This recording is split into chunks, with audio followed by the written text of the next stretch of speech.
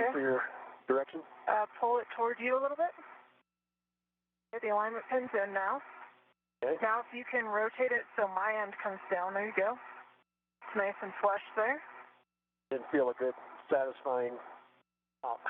There's no soft dock if I remember correctly here. It's just the alignment pin, Tom. That's right. And I'm going to try to see if I can get these bolts hand started. Okay, let me realize I kind of knocked it there. If you could hold it as flush with the frame as possible. Yeah. I need to get more left to do that. The astronauts now are talking about the FRAM, or the Flight Reusable Attach Mechanism. It's what these replacement parts are attached to, and it's how they were brought onto the space station in the first place. If you recall earlier in the EVA, when they removed the degraded SASA, they temporarily stowed it back onto the Express Logistics carrier, but now they're doing a more permanent installation of the degraded unit. Matthias, Roger, I'd like manual GCA or GCA to my left. Copy, the brakes are off, and how far do you want to go? So let's go left 20 centimeters. 20 centimeters left, coming in. Got good clearance. Good motion. 10. And there's 20 centimeters. Okay. Let's see. Testing. So Tom, the end on your right needs to go down. Yeah. There you go. All right. Let's see if that works in GCA. Copy, GCA complete. Brakes are on. All right, Tom, if you could hold... Oh, boy. challenge here is to get these hand sorted. They're going to have to be pretty well aligned. Right. So right here is a really good position, I think. You keep it stable if I remove my hand. Let me go manual another 20. Roger, Matthias, another manual to my left 20, or GCA to my left 20 centimeters. Starting GCA, 20 centimeters body left. The brakes are off and starting motion. Okay, good clearance. Good motion. Okay, wrapping out. Right, I'm going to check that out. Assessing.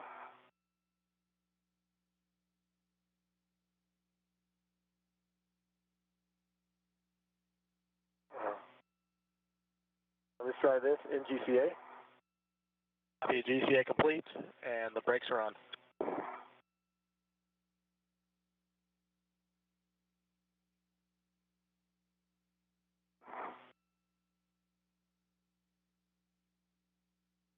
Looks like it was turning.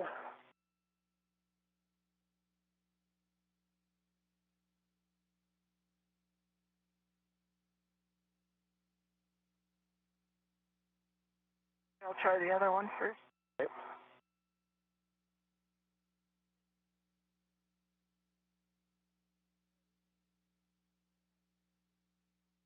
Maybe I will put down my VRT, Tom, and that would help us. Okay. The next move would be to move in the arm again, so I'm more in like your position. You could do.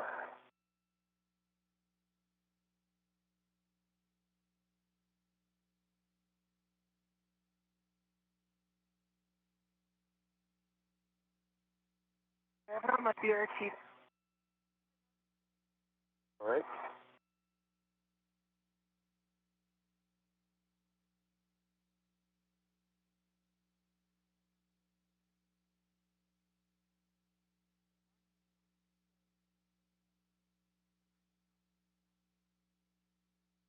Okay. I'll tell you what, I can get into a much better position here if I get some arm motion. Give me one chance to Absolutely. try it. All the chances you need or want.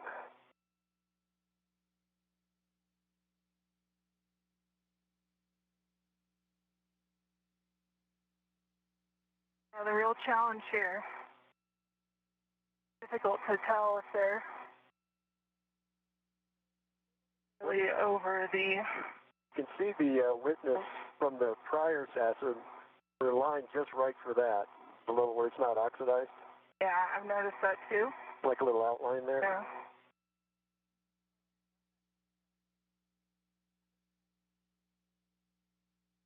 Like you got some engagement there, maybe? Nope. Popping up.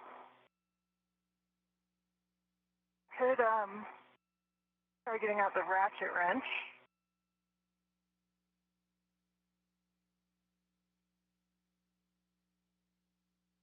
Or Let's see. we could ask if you could just try driving it with the PG. It's got some play in it, but it's not just coming all the way up.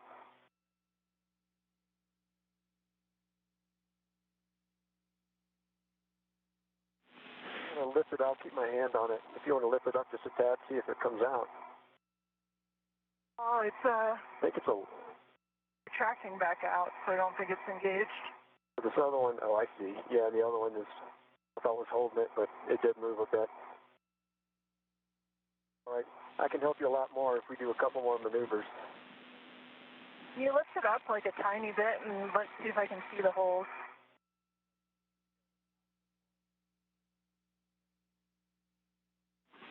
Kayla, we wanted to give you the... Go back in. Kayla, we wanted to give you the additional words that we can use PGT at a low setting, like an alpha 1 setting, or like you suggested, the ratchet wrench. Either two of those you would like to try or go with. Yeah, let's give that a try. Let's try the PGT first since I have it handy. Okay. That works. And then when you have a moment, Kayla, we'd like you to power your HECA off. It's getting a little warm.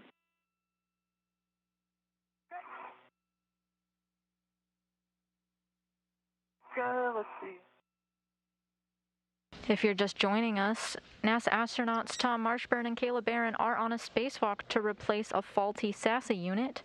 Right now, they're stowing the degraded one. Earlier in the day, they had worked to remove it from its original position on the P1 truss, grab the spare from the Express Logistics Carrier number 3, and replace it in the degraded SASA's original position. They had temporarily stowed the degraded SASA, but now they're working to permanently fix it onto the spare parts section of the International Space Station.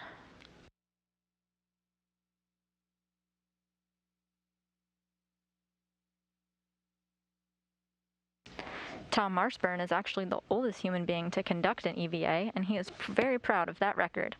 This is his 5th spacewalk overall, the first 3 occurring back-to-back on his 15-day STS-127 mission back in 2009. The 4th spacewalk of his career, alongside NASA astronaut Chris Cassidy, happened in 2013. Oh, I inadvertently turned it off. Bye.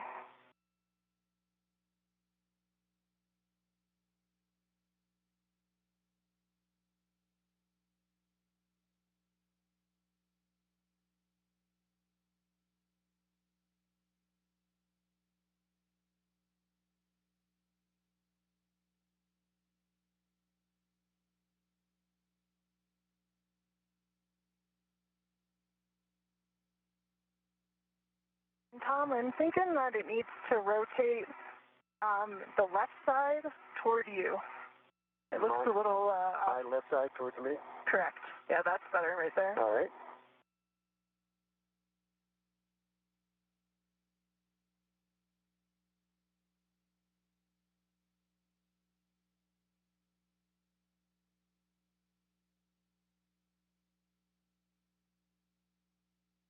And, Seemed to be no joy there. okay. Why don't I go for a better position for myself? I think I can help you out a lot more. Okay. All right. And T.S. Raja, another GCA? We're ready. Brakes are coming off. Where do you want to go? Okay, 20 centimeters body left. 20 more centimeters body left. Starting motion. Good motion. Centimeters. Wrapping out. Okay, body up. Taylor, if you can check over my head, I just can't see it. I think I'm good. Stand by. All right. How far do you want to go up? I'm going to go up 30 centimeters. Okay, copy 30 centimeters body up, and Kayla's got your head clearance. Your head's clear. All right. Starting motion. I see good motion. That's great. And then body pitch forward, 20 degrees. Got good clearance. Okay, body pitch forward, 20 degrees. Good copy. Starting motion.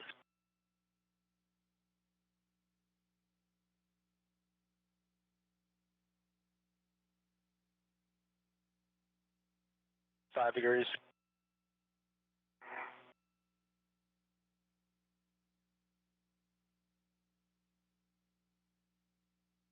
Degrees.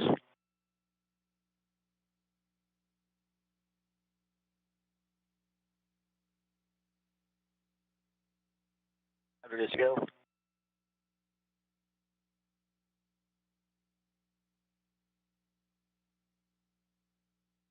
Wrapping up. Right, and I'll take body up another 20 centimeters. Copy, body up 20 centimeters. Copy. Starting motion. And there's your 20 centimeters. All right, stop motion in GCA. Copy, GCA complete. Brakes are on. Copy. All right, try not to side load it, but now I can control it a little bit better. It's not currently flush. And working on that. Yeah. Need to get my hand on the inside here. Yep. The astronauts here are attaching the SASA to the FRAM, or the Flight Reusable Attach Mechanism. Go down. The astronauts are using mast bolts to keep it secure. Your left hand needs to go down towards the FRAM. Left hand. This particular FRAM allows the communications antenna to receive heater power. They'll also affix thermal blankets to preserve the antenna's integrity in case they ever want to use it in the future. Go towards the FRAM. Straight down. Good push down on it. We've got, how's that? We'll see here.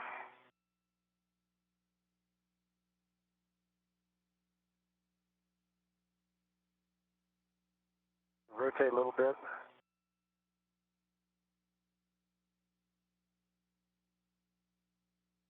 Do you think you can reach the bolts? Give it a whirl. If I were to hold it down? You can hold it down. Yeah, I might be able to do that. This one certainly.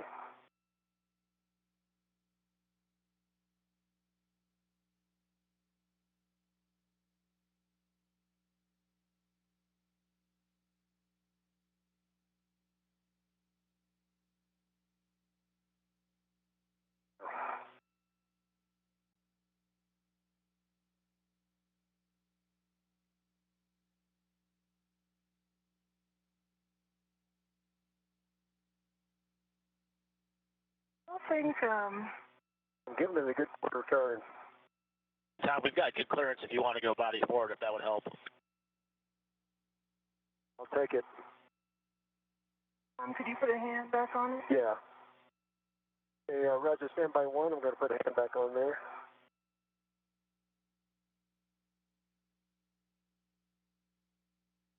The next thing we could do is this stable, maybe hitting it with the PGT again.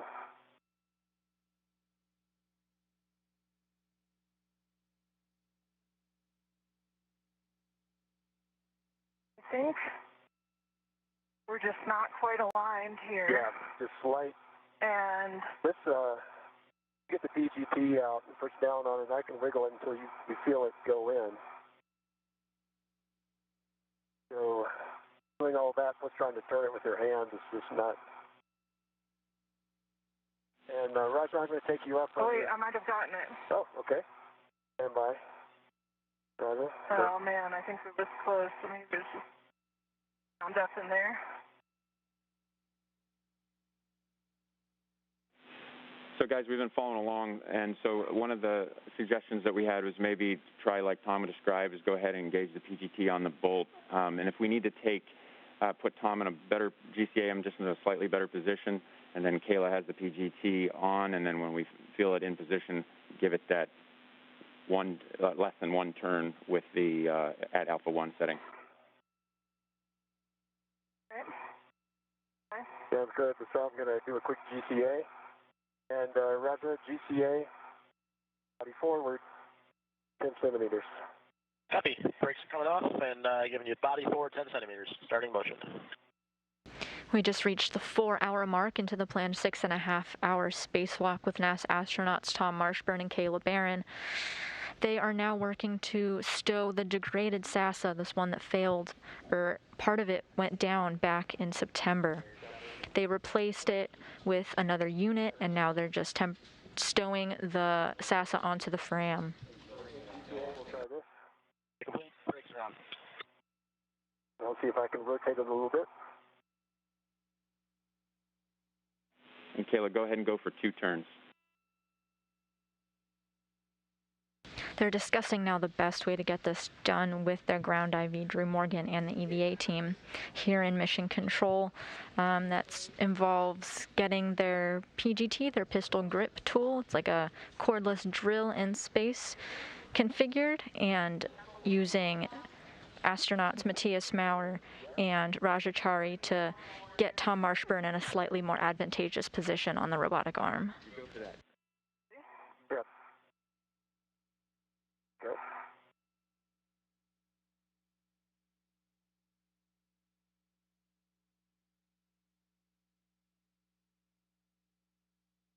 That went in as well.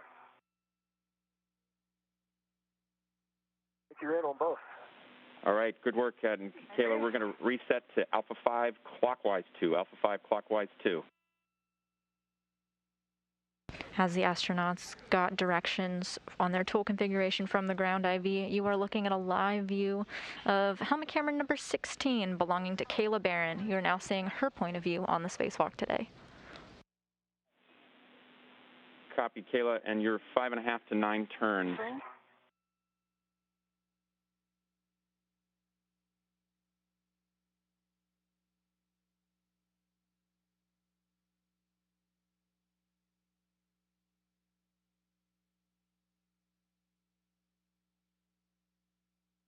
If it'd be easier for me to hit this one, or do you have a good reach for it? That was about 8 turns, and I think it torqued out. You agree, Tom? You trying to say? I'm just going to put it back on there for you if you want to do it again. I think it's torqued out, Tom. Okay. I got green light. It turned 4.7 pounds. Okay.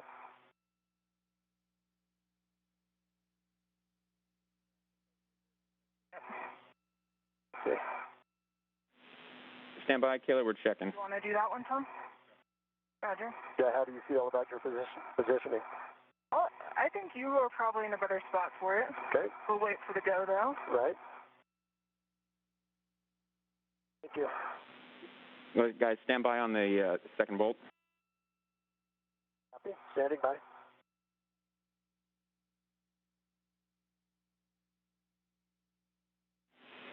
Okay, on the bolt that we just drove, we're going to just double check settings, Alpha 5 clockwise 2, and then we're going to attempt that bolt one more time. We're expecting a little higher torque. Alpha 5 clockwise 2 are set.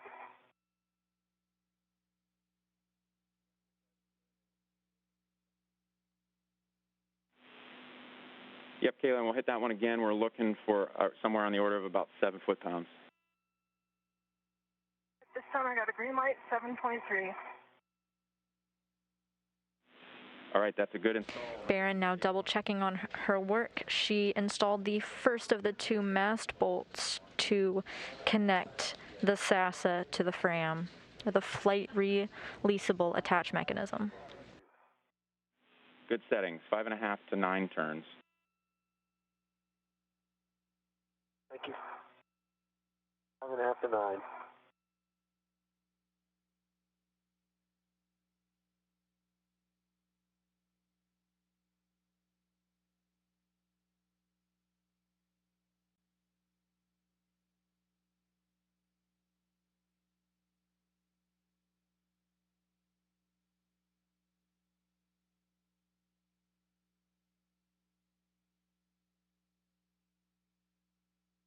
As Kayla Barron drives that second mast bolt to secure it, we'll sometimes get some Earth views poking out of her wrist mirror. The International Space Station is about to cross the English Channel. 6.4 in 7 turns.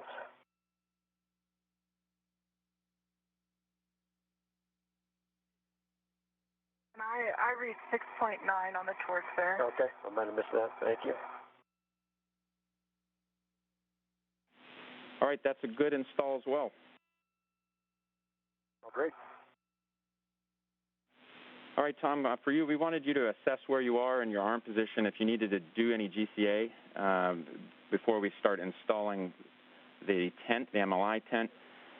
And then we're going to be standing by also for your go, whether we can move ahead with our comm swap, where we'll be swapping over to Space to Ground 3. That'll be seamless to you, but I will do a comm check there with you guys, but we just want to hear that you're in a good position with the arm first. Okay. And I'm going to need to move around a bit. Let me just talk to Kayla for a second. So the shroud, don't need to worry about this side so much. We're going to be putting in motor fasteners on this side and there. Yep. The folks here in Mission Control confirmed a good installation of the degraded SASE unit. And Matthias, Roger? Copy, we're ready. Do you want us to back out those other inputs you put in, or just go from here? I'll start by doing some of that. That is body back by 20 centimeters.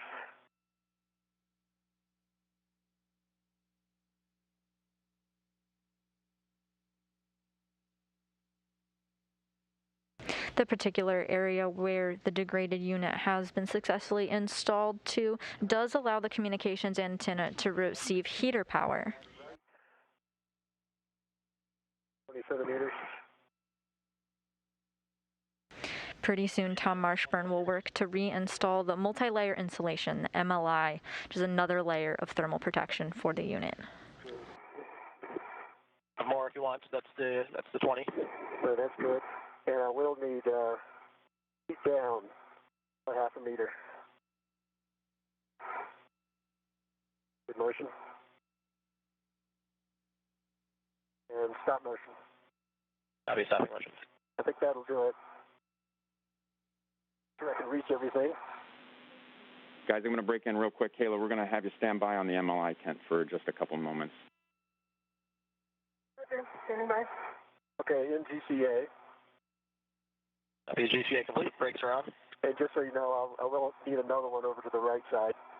Get the other quarter turn fasteners. So we're good for now.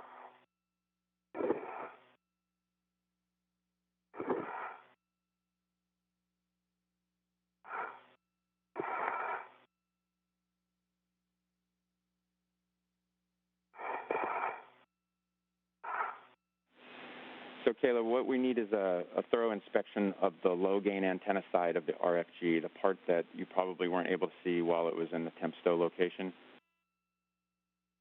Okay.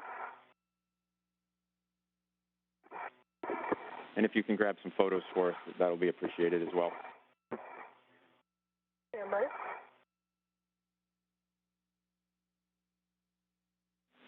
And Tom, for you, if you are in a good position with the GCA and you're content with where you're located there, what we want to do is hear your go for the comm swap. All right, let me just check with Matthias and Roger. You guys good for the comm swap? We're good with that. You mentioned maybe needing a little more GCA for that other quarter turn fastener. So if you need that first, we're happy to do it. Otherwise, yeah, we're good. That'll be the next step in the shroud installation. I can only get one side of it from here. I can't get both sides with one position, so. Yeah, then we're fine with the comm swap. Okay. Yeah, Drew, we're all good with comm swap at this point. So you have a go. Okay, Tom, we copy, and Raja and Matthias know what to do if we lose comm for greater than 5 minutes. But otherwise, seamless to you. I'll check back with you once we're configured. Copy.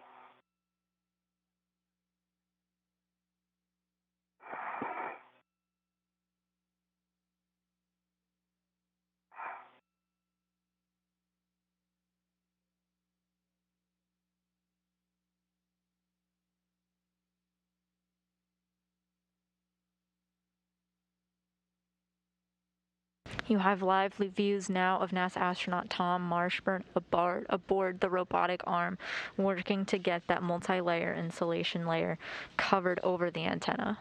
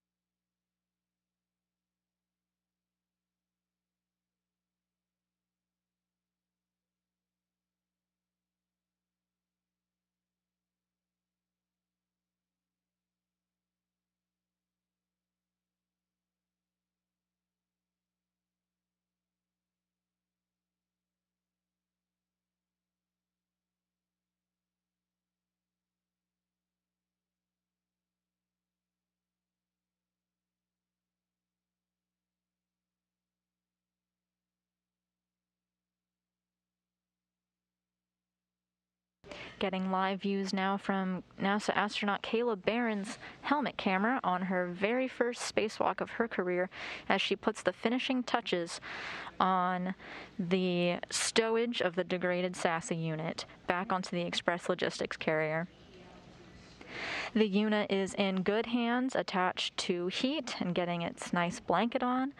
It's a degraded unit for now, but in the event that they ever want to repair it and use it again, it is available for them to do so.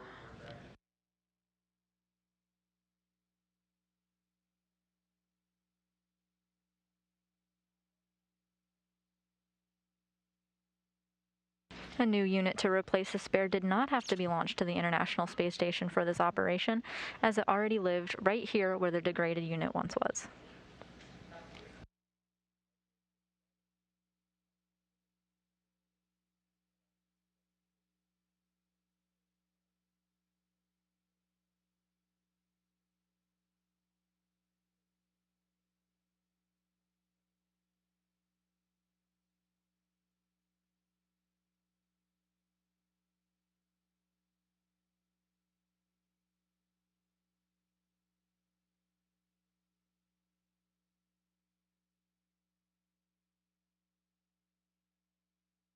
We're in a brief but expected handover period right now. Meanwhile, outside of the International Space Station, NASA astronauts Tom Marshburn and Caleb Barron are working to install the multi-layer insulation. This is a big thermal blanket going over the antenna for protection and thermal protection as well. They're both on either side of the antenna working to get that fastened.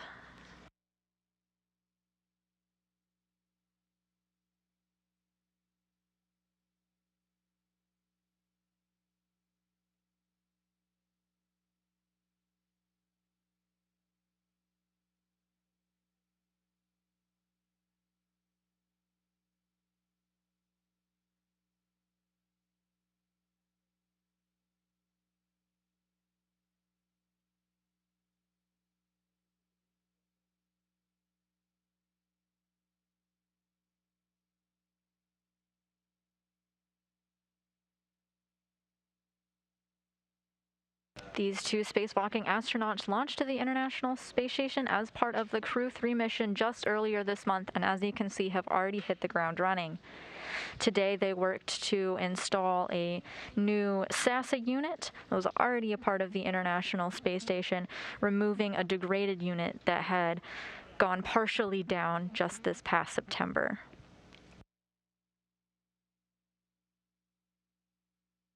Because of other communications redundancies aboard the International Space Station, this spacewalk was not a huge rush when it went down in September, but now the International Space Station operations has time to do the spacewalk, and Caleb Barron and Tom Marshburn have executed it ahead of schedule.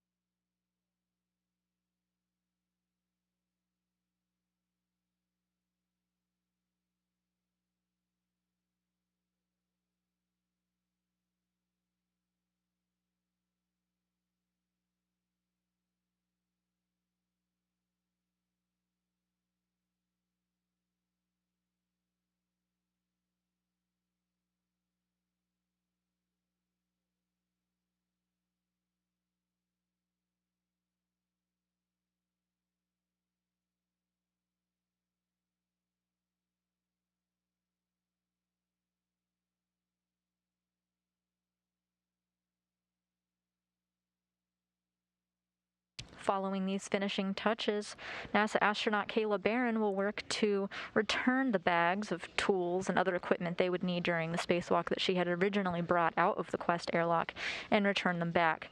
Meanwhile, Tom Marshburn will set to do the steps of the portable foot restraint in reverse and put them back on the SETA and break free from the robotic arm of the International Space Station and join Kayla Barron back in the Quest airlock.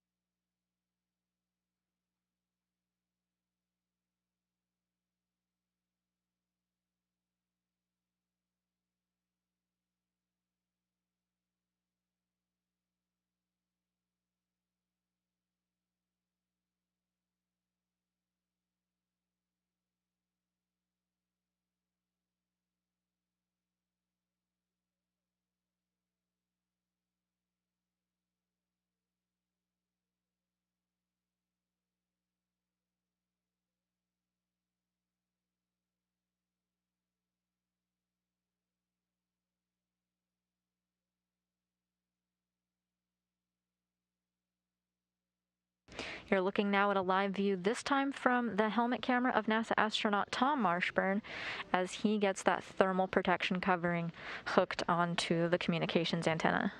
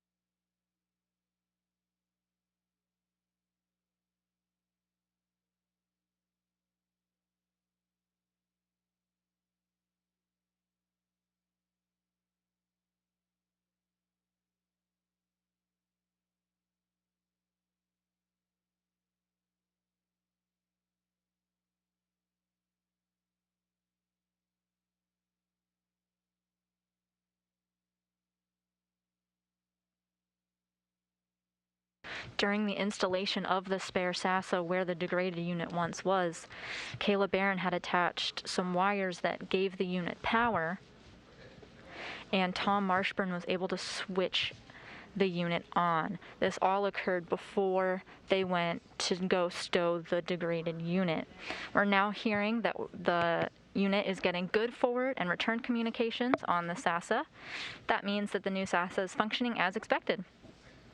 If you recall, the old one had a failed return link. It meant that we could send data up to the space station, but the antenna lost its ability to send signals back to Earth. Fortunately, we've got notification that this brand new SASA is getting information and communication both ways.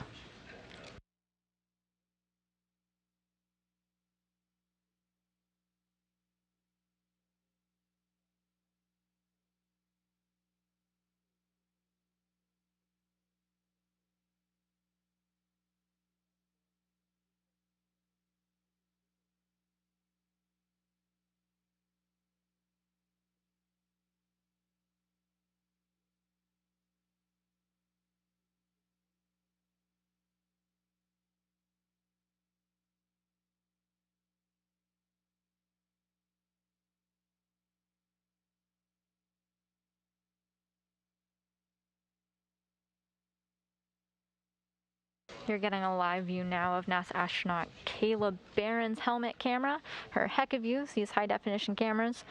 We're watching this through her perspective as she puts the finishing touches, as she puts the thermal protection over the degraded SASA unit for future integrity.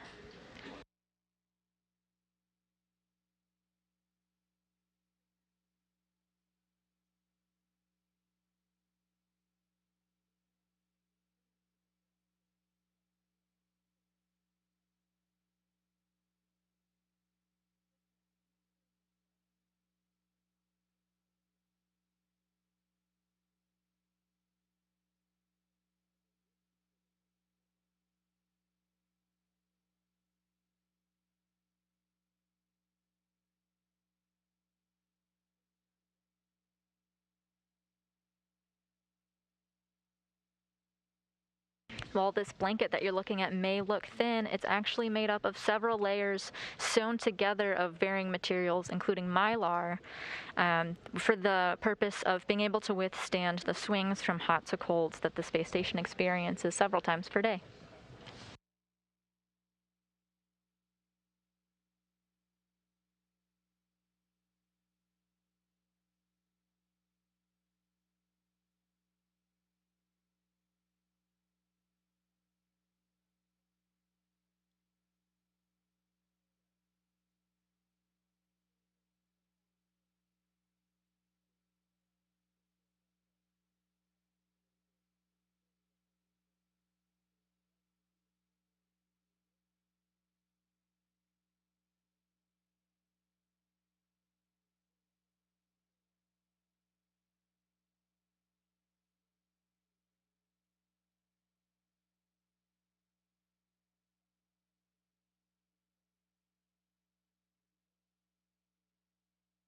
So while we're getting information here on the ground that we're getting good forward and return communications on this newly installed SASA unit, the crew, our spacewalking crew today, is going to do a check of the communications, and we might hear Rajachari and Matthias Maurer confirm whether or not they hear it.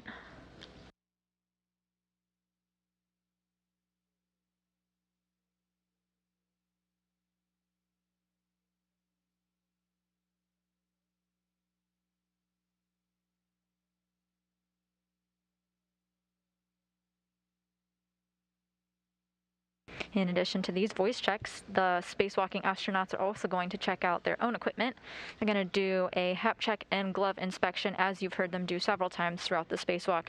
This is just one more step before they go back into the Quest airlock to conclude the EVA.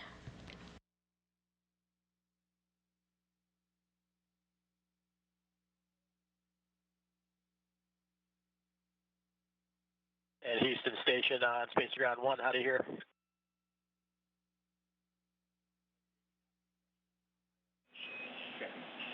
Station Houston on Space Ground 1, read you loud and clear. Let's move to 2.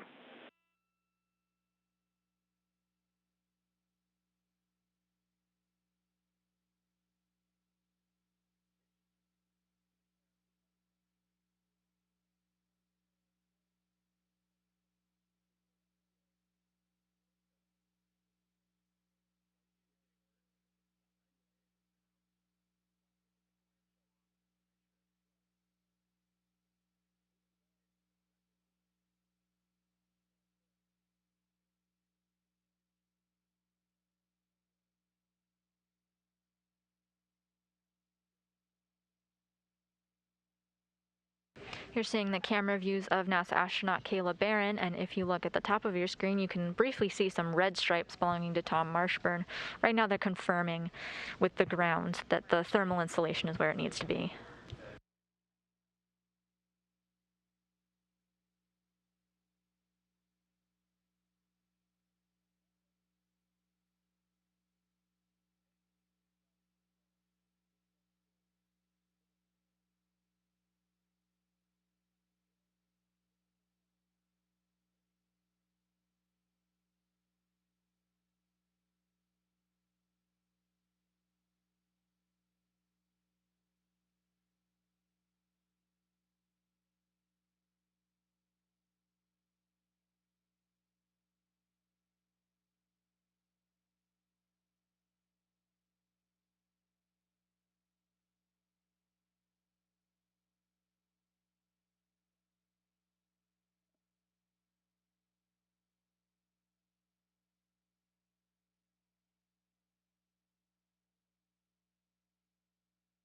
See what's going on because of my, from this the side.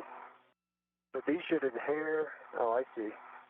Yeah, there's Velcro inside the clamshell that should adhere to the tent. And from what I can tell, not quite flat. Right. Like my end needs to come towards the station aft. Okay. This needs to go down a little bit. You're now hearing the voice of Kayla Barron.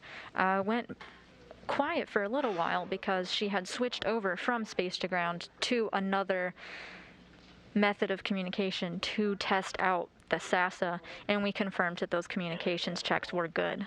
That's good. The good news that we have a working SASA antenna. Great job. That's fantastic. Awesome. Congratulations. That's great. What do you see in, Tom? And then I'll fill in the gaps. So the clamshell is not completely closed, but it's... As Tom Marshburn and Kayla Barron put the finishing touches on the thermal insulation, here in Mission Control Houston, we got a couple of cheers, hearing the good news that the SASA is working and functioning fine. The clamshell's not mating with the Velcro, and it needs to go aft further. So it needs to go aft, but rotation doesn't matter, right? I don't think so. There's a tab on my side. Okay. That's about lined up. And the opening should be facing you exactly, facing Zenith. Yeah. So what I would recommend is opening it back up and releasing it, and then trying to get it further aft before we close it. The top of the clamshell, though, is really flush hard against the top of the high gain. Okay, then sounds like a good config. I'll push the MLI now a little bit further up to meet it. The little turtleneck might have been in the way. Let me back that up a little bit.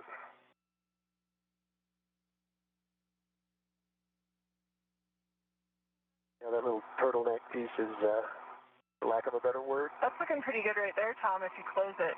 Okay. I think there was a little flap was in the way. We're trying to close it now.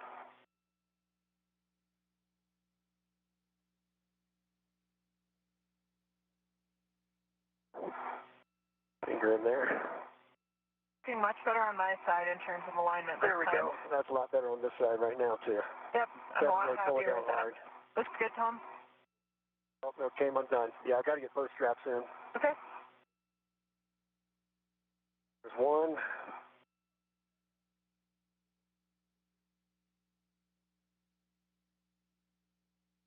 Two. That holds it. Okay. Looks pretty good. I concur.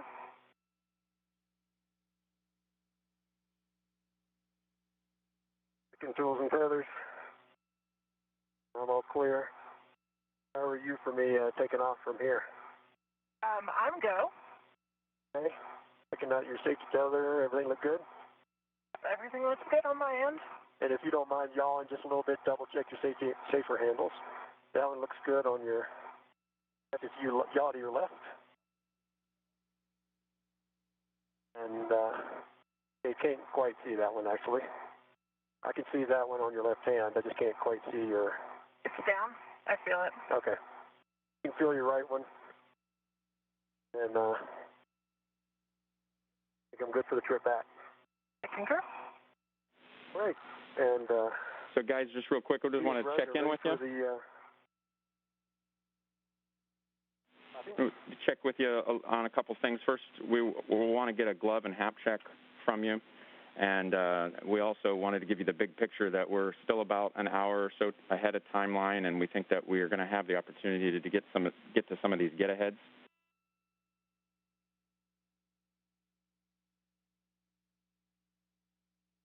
Roger. Copy. Glove check and work.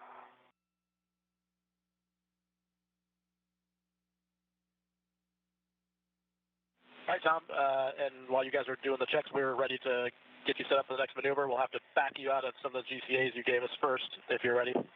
Okay, stand by. Just one quick comment. I've got a dry half through, and the small finger of my right hand has a couple of very small smudges on it, but otherwise the RTV looks really good. And for me, I still have some of those. They started out as kind of black, but now they've rubbed off of it, the dark smudges on my fingertips. And I've noticed on my very fingertips and kind of the fingernail side, there's some sort of like eraser wear-ish wrinkles, kind of wrinkle ridges. I'm trying to show you guys that in my camera. I don't know if you want me to turn my hecker back on for you. Checking.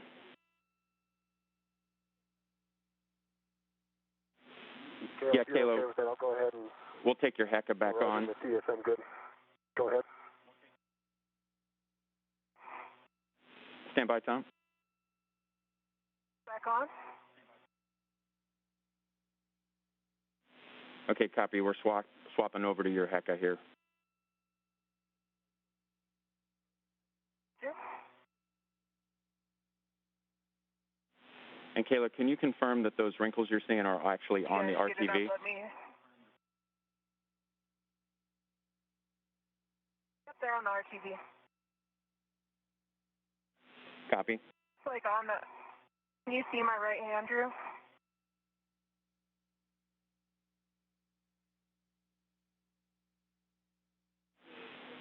If you could move your right hand to your left.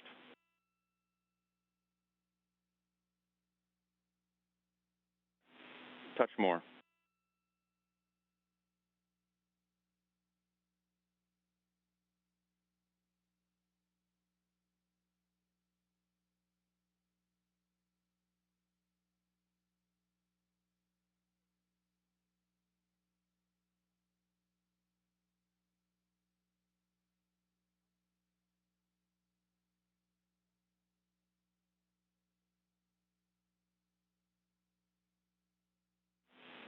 Tom, we're go on your gloves, and so you can go ahead and start working your GCA. You're now getting views through NASA astronaut Kayla Barron's helmet camera. She's providing a glove check as she's done periodically throughout the spacewalk. Go ahead. Okay. And Matthias and Roger, ready for GCAs to back out. Okay, so first we're going to undo the GCAs we gave you sort of all at once, and then we will reset the command frame and get you to the back-off position. So when you start in GCA shortly, you're going to go body aft first. Body aft first. Copy that. Starting motion. Good motion. We're also pitching you at the same time here. Copy. At the completion of Kayla Barron's glove check, where she reported the status of her gloves down to the ground after handling the SAS equipment, we've now switched to views of Tom Marshburn on the robotic arm. Ramping up the body aft, and the pitch is done, and we're taking body left about 70 centimeters. Copy, we have good clearance all around. Sorry, right.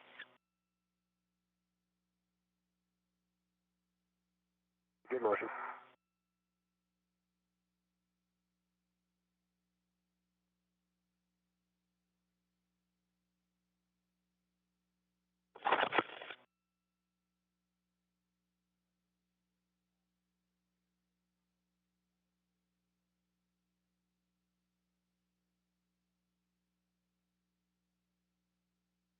I see body down now. And wrapping out. Okay.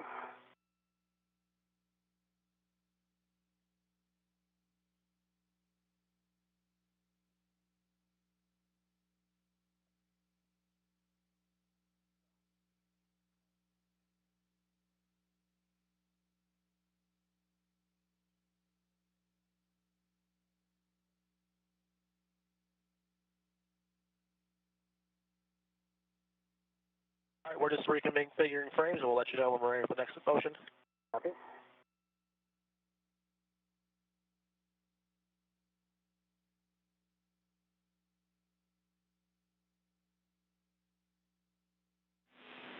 All right, Kayla, we can have your HECA view back again, and it looks like you're complete with caps, and so we'll take that view of your glove.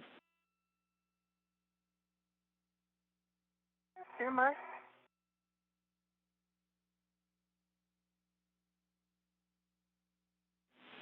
Checking. And we're handing over. All right, Tom, and the command frame is switched to the ISX internal frame, and we're ready to maneuver you to the...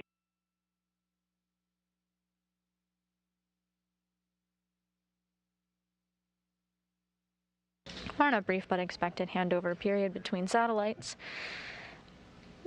In the right corner of your screen, upper right corner, you see our flight director, Vincent LaCourte, and our ground IV, the one communicating with our spacewalking astronauts whose voice you might have heard throughout our coverage, earlier communicated to the spacewalkers that we may be able to do some get-ahead since the crew completed their tasks ahead of schedule. We're going to continue with those gloves. Roger, good to continue.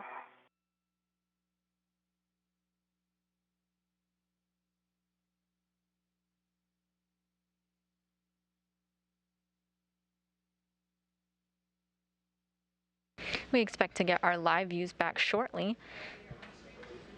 We know that Kayla Barron's helmet cam is on and is looking at her gloves for an inspection at the moment.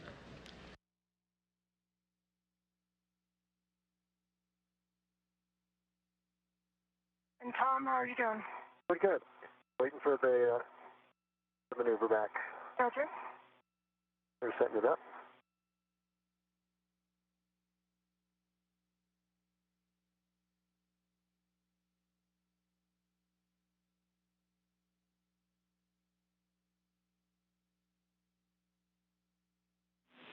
Tom, for you, when you have a break in GCA comm, we'll take your bag inventory. Copy. I'll do that once they start the maneuver. Copy, that works. You're not currently in GCA, correct, Tom? I'm not currently in GCA, that's affirmed.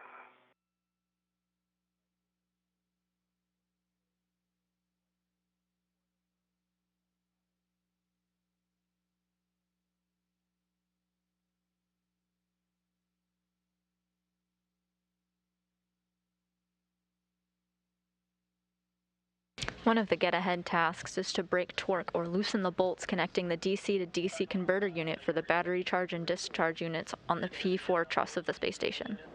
Motion here, and then we'll do a little bit of correction before after as well. Here comes the motion. Copy. In good motion. And Drew, I'm working on the inventory. And I'm ready to give you a crew lock bag inventory as well. Go ahead and go. Ready to copy, Drew? We're ready to copy. All right, I've got a crew lock bag with an external Here we go. large, small ret. And then, of course, the integrated tether. I have an adjustable to an internal D-ring to a GoPro. I have a cap keeper to an internal ret, cap on it. I have a large small ret with a small hook to an internal D-ring, and an adjustable with a large hook to an internal D-ring. That's everything on that side. And for the other side.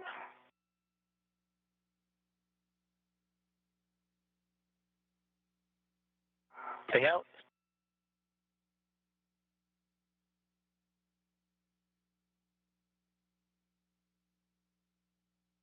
Kayla Barron now completing one of the first tasks in her work site cleanup and including taking inventory of a bag that she brought out there with her. And Drew, the remainder of my inventory, I have a internal ret to a socket caddy. In the socket caddy, I have an E-rad with a 2-inch rigid socket and a 6-inch wobble socket. I have a ratchet with a palm wheel on a small ret to an internal D-ring. And I have a long-duration tie-down tether with an integrated long wire tie connected to an integral ret.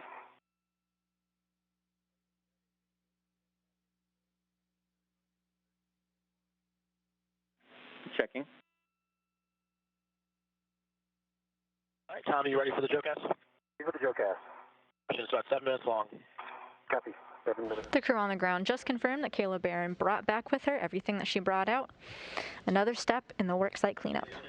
Starboard and nadir back towards the front of the truss. Copy. One of her first tasks of the day was to bring these 2 bags out of the Quest airlock and over to the Express Logistics carrier, where they worked for a lot of this spacewalk.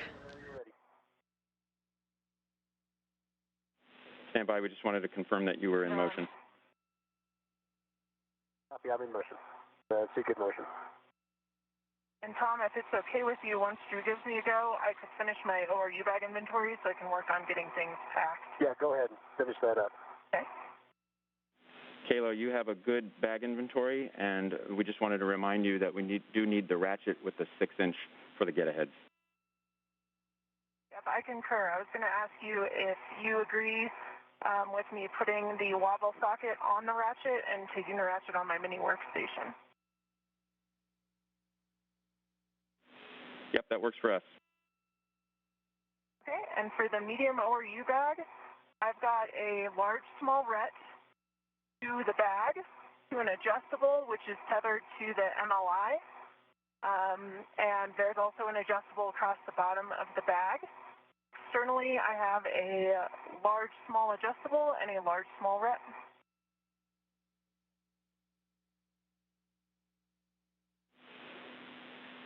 So, Kayla, we are going to need the ball stack and in the bag. Oh, yep. I agree. Good call, guys. Stand by, I'll retrieve that now.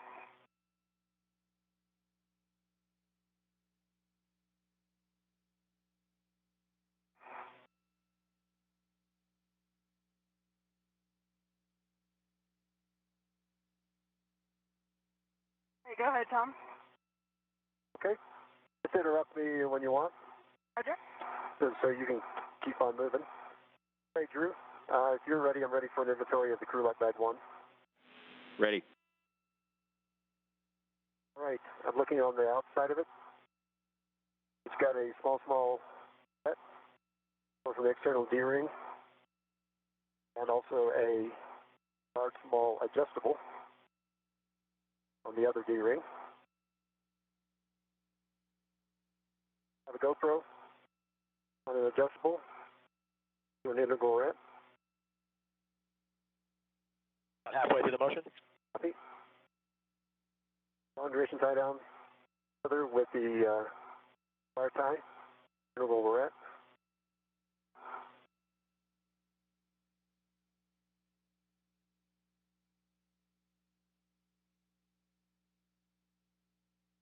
Ratchet wrench,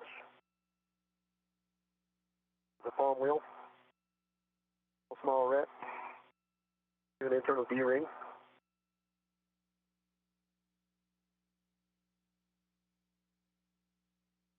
Pry bar to an integral ret. Waist tether an internal D-ring. And the socket caddy with the ERAD and the 2-inch socket is on the integral ret. Checking.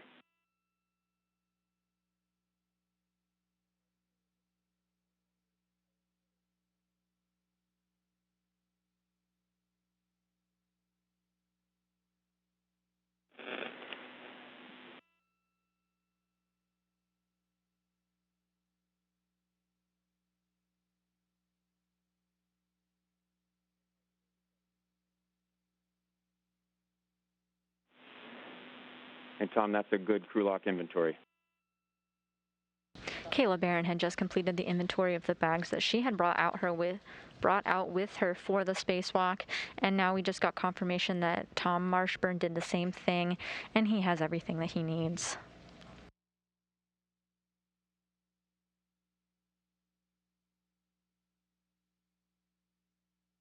These will be brought back to the Quest airlock with the exception of the tools needed for some of the get-ahead tasks.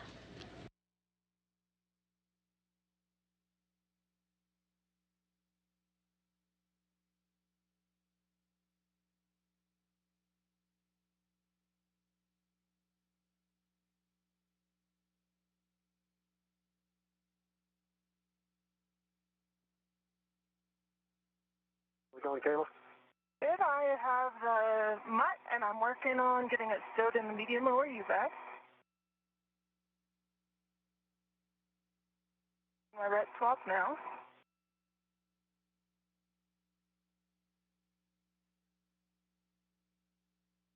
That's a beautiful fastness, isn't there? Already looking around. Got my visor down. Getting mine. We are now in an orbital daytime as Kayla Barron was calling out that she has her ret and her mutt. This is the retractable tether and the multi-use tether.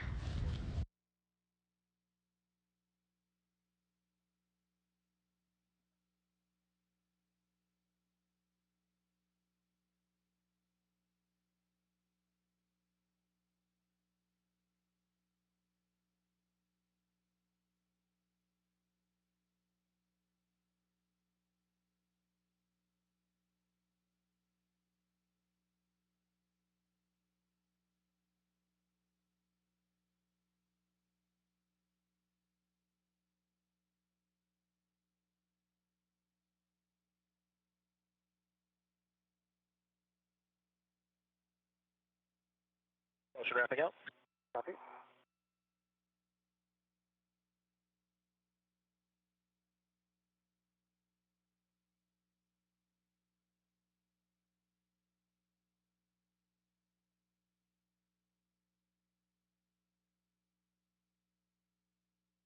Your position hold. We're going to reconfigure here, and we'll be setting up for a GCA to publish APFR egress. Give us a few seconds. Copy.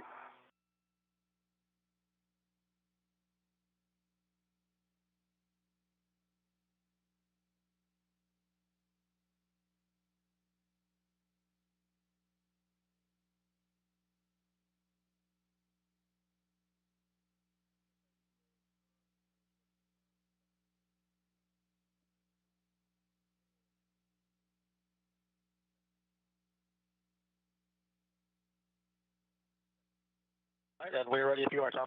I'm ready. My good clearance egress 8 is in. Copy. We're ready for maneuver to GCA to published APFR egress and roll position. Ready. Be about 1.5 meters nadir and then 1.5 meters aft. Copy. Ready for the maneuver to GC. Copy. Starting motion. To maneuver.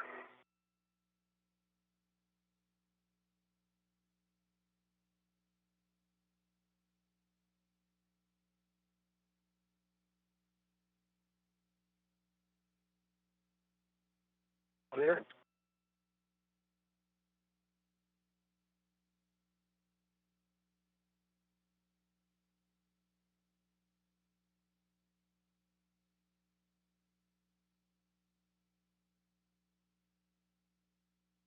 Centimeters. Walkers Tom Marshburn and Kayla Barron are now wrapping up their tasks for the day. Kayla Barron's cleaning up the work site while Tom Marshburn is working to stow away the robotic arm.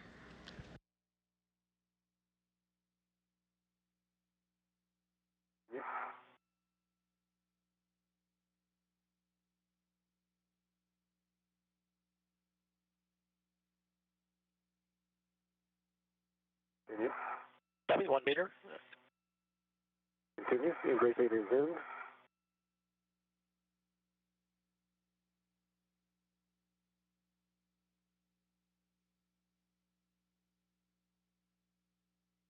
And stop GC. Stop motion. Copy motion. About 40 centimeters short of the published. 40 centimeters short. Checking. I'll take the other 40. Copy, continuing motion. Just watch your boot plate. Watch it. You're going to stop motion. Copy motion. About 20 centimeters short.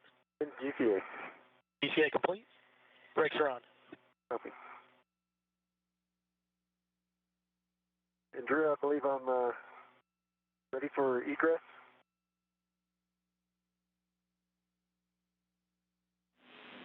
Yeah, Tom, it looks like you're in the egress position, and then you can stow your crew lock bag on the truss. Just let us know where you put it.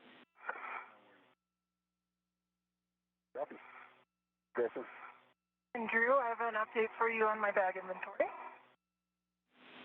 We're standing by. The mutt ball stack mutt is attached by a large small ret to a D-ring on the adjustable equipment tether that's tethered inside across the bottom of the bag. And my ratchet wrench with palm wheel has the 6-inch wobble socket installed with a PID pull test. That's on my mini workstation now. And if you agree, I will stow the crew lock bag in the medium ORU bag. That sounds like a good configuration, Kayla. We'll go for that. While Barron works to stow her bags that she brought out in the Quest airlock, Tom Marshburn got the go to egress the robotic arm. He'll then work to remove the portable foot restraint and store it on the SETA, which lives on the outside of the space station. He will not need to bring it back into the Quest airlock with him. And Tom, you can go ahead and retract that ingress aid. Copy and work. Thank you.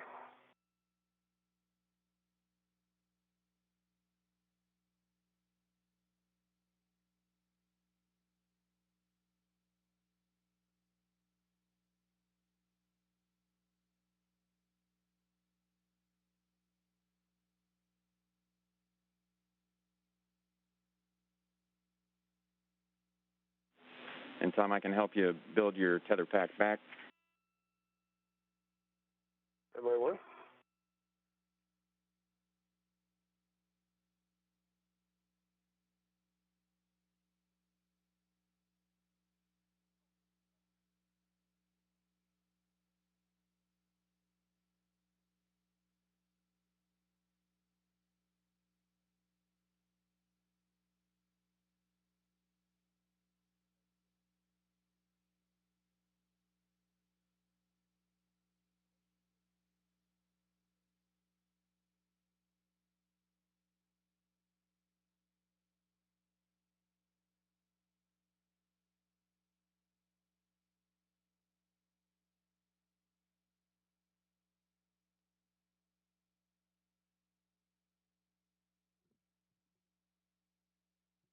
Hey, Drew, the crew lock bag is stowed at 8,700.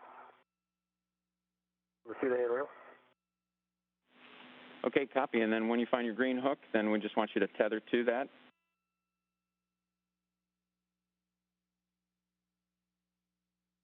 And then you can attach that to your red reel. There's going to be our key in place here.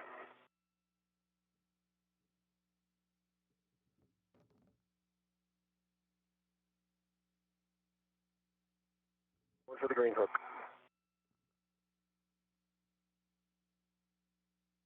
Right to it first.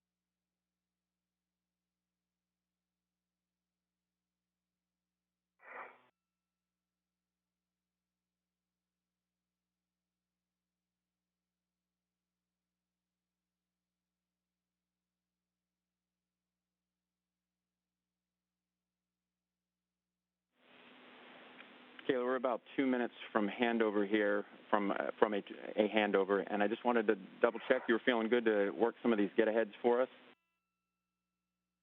Sir, I'm feeling great. I've got the medium ORU bag packed up and on my BRT, and I was going to head down to P44 Alpha. All right, that sounds good. And then if you could give us a safer handle check as you get down off of the ELC. Okay. We're in a brief but expected handover period. Kate LeBaron is talking with the ground now, reporting that she's all done with her tasks, and when the ground asked how she's feeling and if she's up to doing some of these get-ahead tasks, she said she's willing and able. Both my safer handles are down, and my gauntlets are down, Drew. Okay, copy all. We'll be handing over here in a minute or two. Drew, my green hook is going on to the red reel, and I'm locking it. Copy that, Tom. That's a good check. And then you can release your yellow hook from the arm. Okay. Release my rat and nothing work. And then you'll attach it to your green rail and lock it in place. Copy.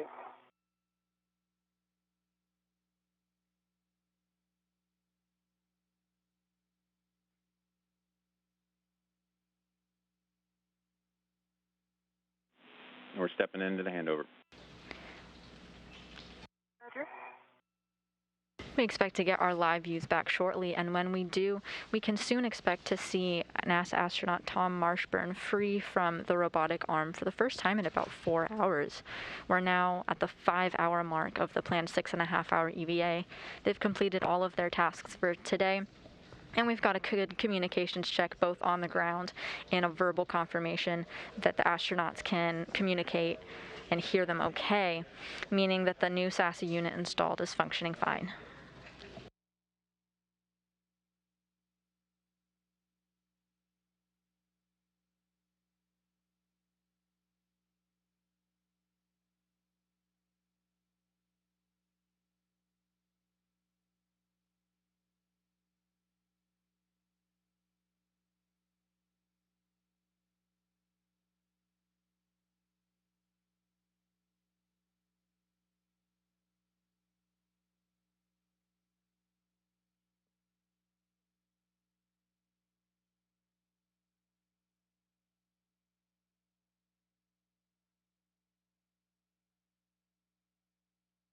Each other check.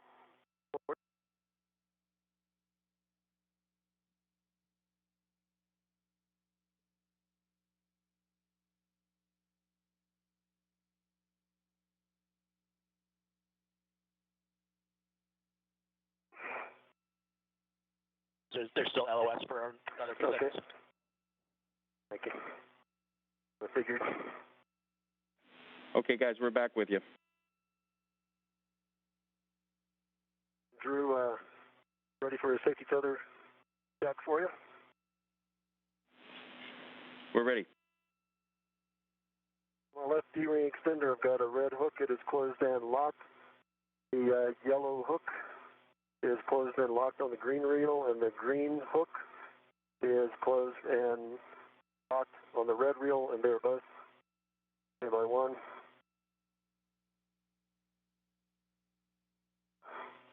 Second, they're both unlocked, and they're both unlocked.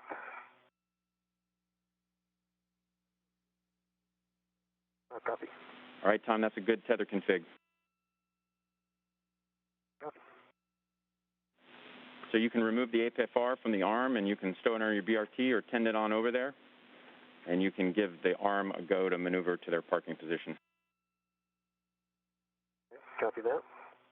As Marshburn works with the ground to move his tethers into a good configuration to get off of the robotic arm, getting some views of the Earth during this orbital daytime as the International Space Station passes over the South Pacific Ocean.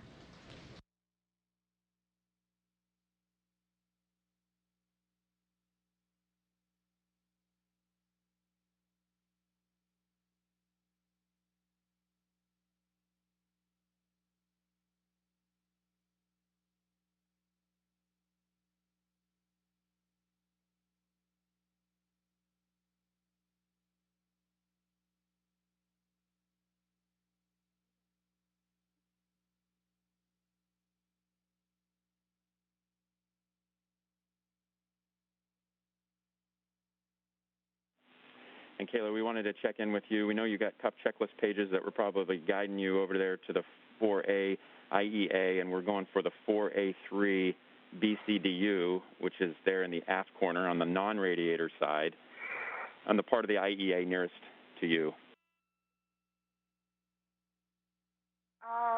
I believe I'm looking at it right now. What I see is, let's see.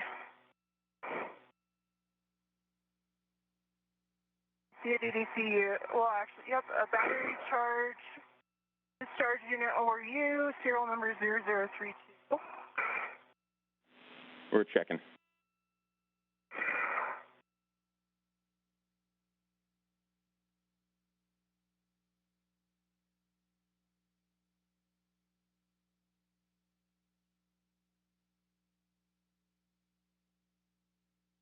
And then according to my CUF checklist page, that drew would be BCDU 4 Alpha 3, and I am on the aft starboard corner of the P4 4 Alpha IEA.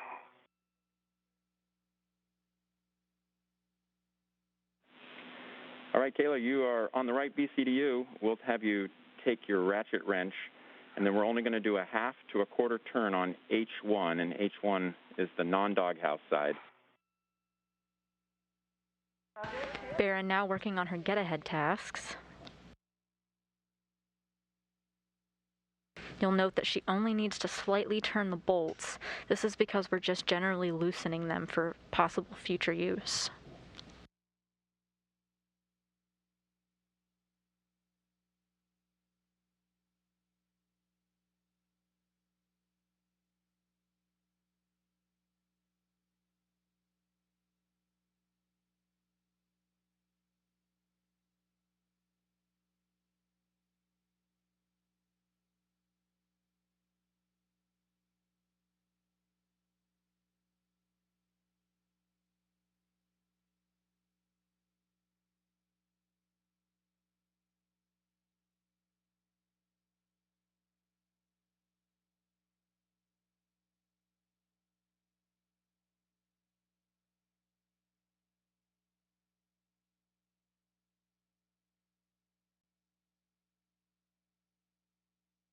Roger Matias, the APFR is removed.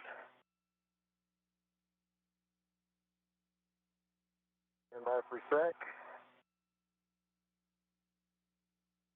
Here's a half turn on H1. Okay, copy that, Kayla. And one thing, a caution that I needed to give you is once we break torque on those, then we won't be able to translate on those micro squares. Roger. Problem?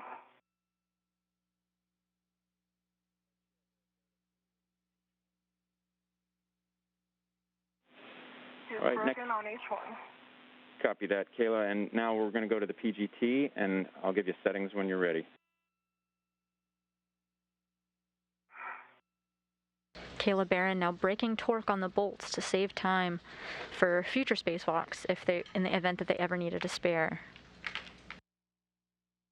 Loosening these bolts, connecting the DC to DC converter unit to the battery charge and discharge units on the P4 truss of the space station. Thanks for flying Canadarm Airlines today. Make sure to tip your pilots if you enjoyed the ride. Certainly did. Great words from Rajachari there, who assisted with the flying of the robotic arm containing passenger Tom Marshburn. I'm going to read you. Okay, I've got Alpha 7 counterclockwise 2 set, and I'm listening. Okay, those are good settings. First of all, we want to just make sure that you ensure that the socket's fully engaged before you turn the bolt to prevent bolt damage. And torque is broken when you feel motion on the bolt head. And to prevent bolt damage, we don't want to exceed a half a turn on release. So a little bit late in giving you that one, but I think we're still in a good place.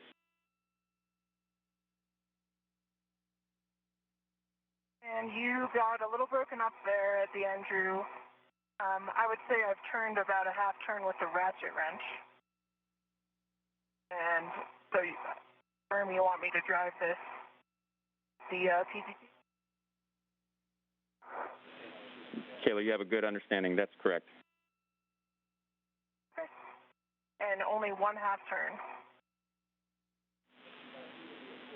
that correct, Drew? So, sorry, apologize for that, Kayla. So this one's on this H1 with the PGT. You're in the correct settings, Alpha 7 counterclockwise 2, and we're going to do 7 turns on this H1. It's going to be a full release of this H1. While Kayla Barron gets to work loosening those bolts, we're getting a view of Tom Marshburn taking a look at the portable foot restraint in his hands. This was attached to the robotic arm that connected his feet for the majority of the EVA. Now the depressible.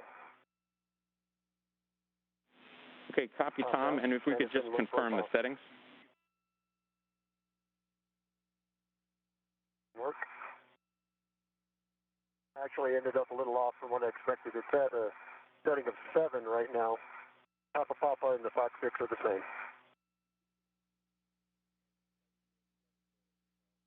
H1 is released, and I did get 7 turns, and right at about 7 turns, the PGT skipped a little.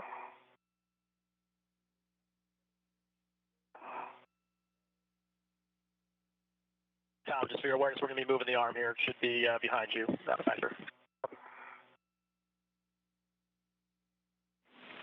Okay, copy, Kayla, and we're going to reset your PGT to Alpha 7 clockwise 2. And this will be for bolt 2. H2 correction? Verification?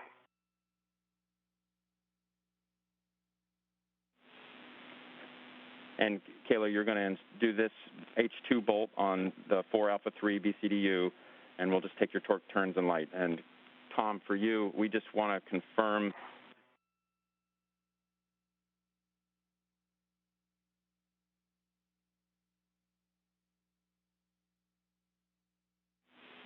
And Tom, unfortunately, we would like to get the APFR in a 12 o'clock clocking, if able. 12 o'clock clocking. Copy that.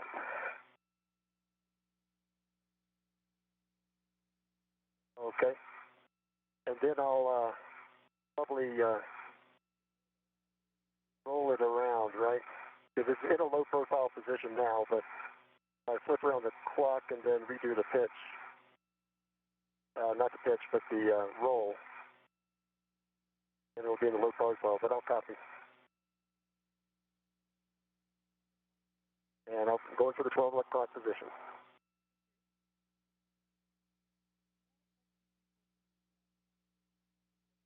I was looking at the low profile situation rather than the number.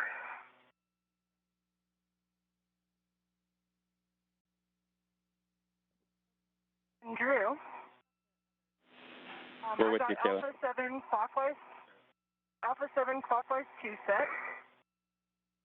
H2 torqued out pretty much immediately at about half a turn. And green light, 9.1 foot-pounds.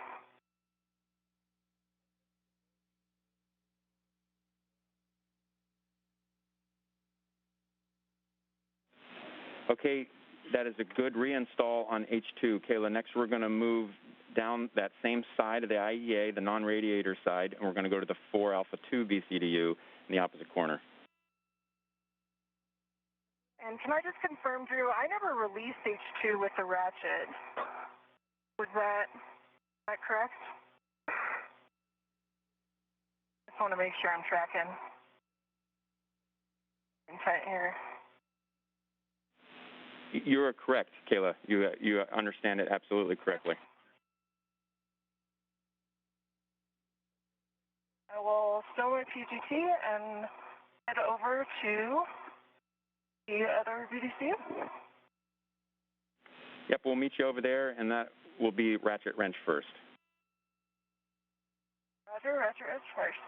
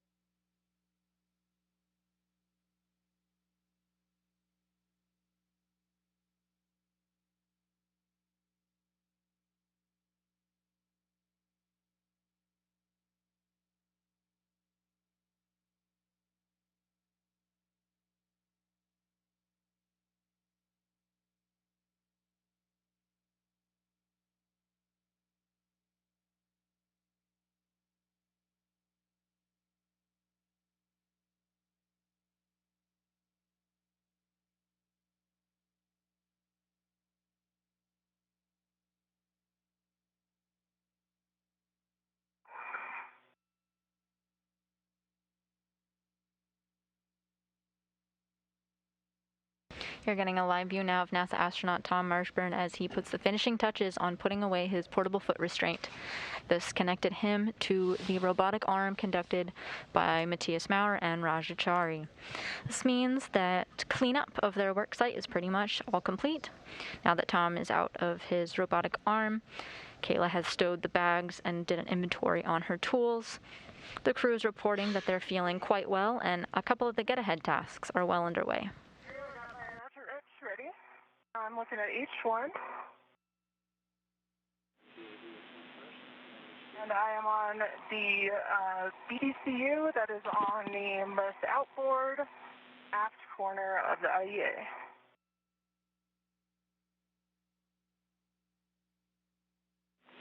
Checking, Caleb.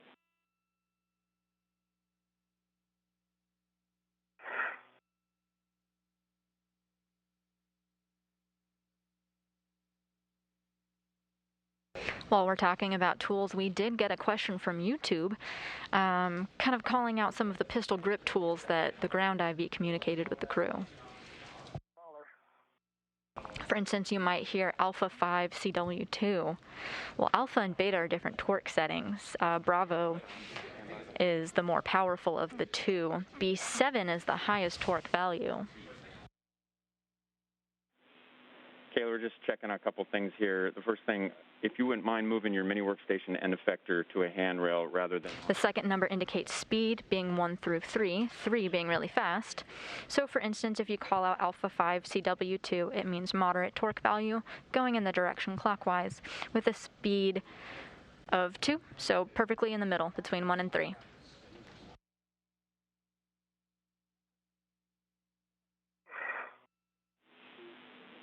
Checking.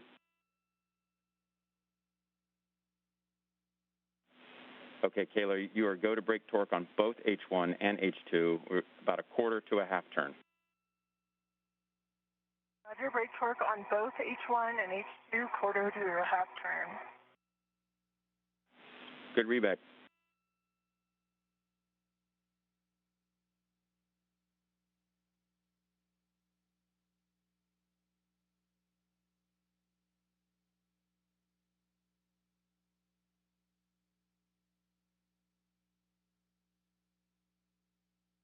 Andrew got it to the 12 o'clock.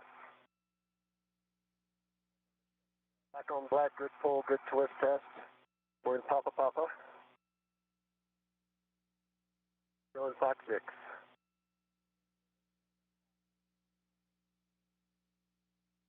Okay, Tom, take that Fox to an Alpha on roll, and we are in a good config. Copy.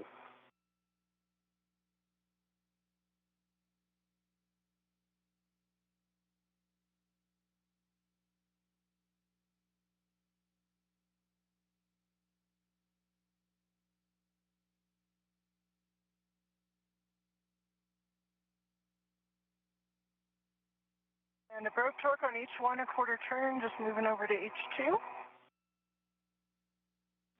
Copy.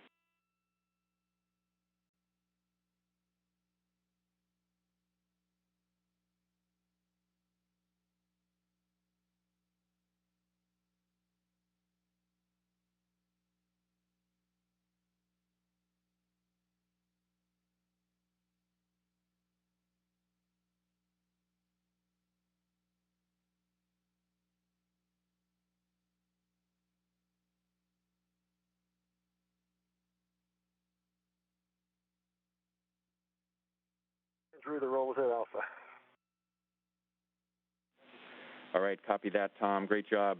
So we're not going to have you do anything additional from here, so this is going to be camera and video time. Are you in procedure, Kayla? I just broke torque on H2. I'm just finishing up the second BDCU, and then I have the sob restraint tie back. This is out. Could head over that way towards you. Leave that up to you. And for Drew, H2 broken, a quarter turn. Going from a PGT. Yep, next we're going to do H1 Alpha 7 counterclockwise 2. Roger, moving back over to H1.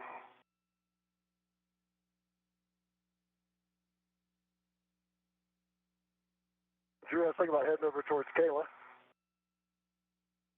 That's all right with you?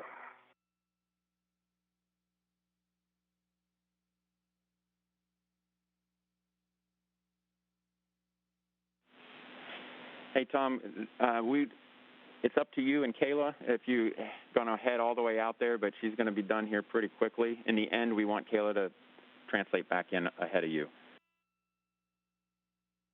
Appreciate it. All righty.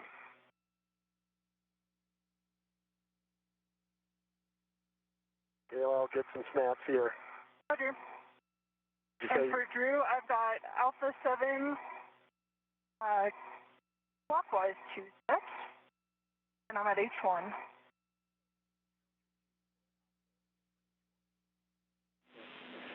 Kayla, the settings are going to be Alpha 7 counterclockwise 2. Roger. Alpha 7 counterclockwise 2, and understand I'm fully releasing about a 7 turns. Good, read back about 7 turns to release.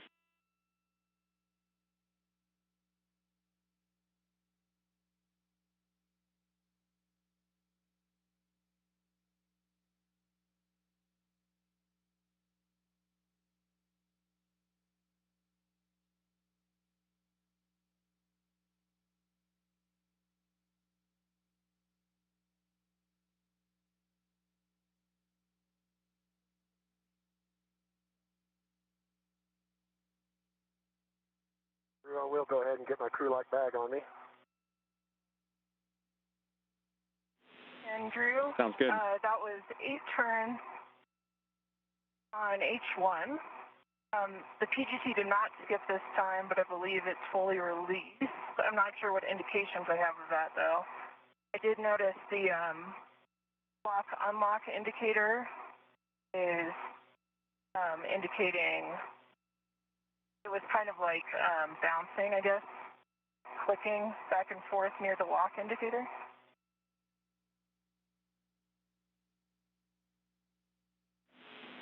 Checking.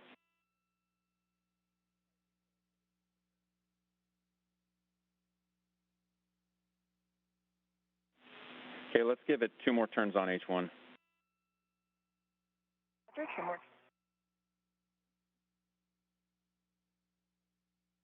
Drew, I'm giving the paddle a couple of pushes on the seat of cart. All right, we see it. Drew, that was 2 more turns, and the PGT and Bolt seemed to skip this time.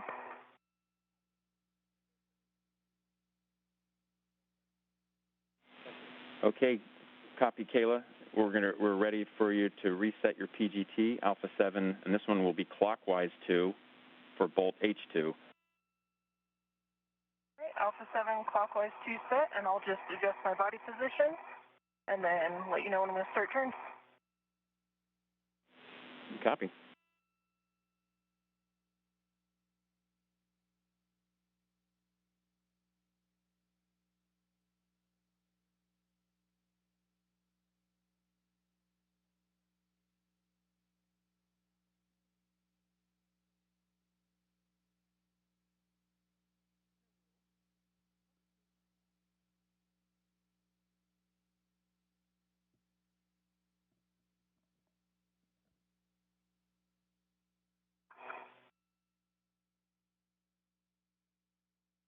All right, I've got Alpha 7 clockwise 2 set,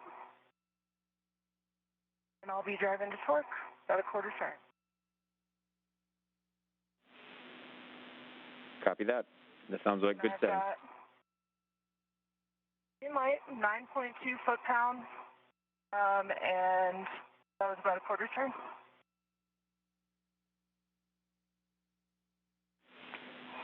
Okay, copy, Kayla.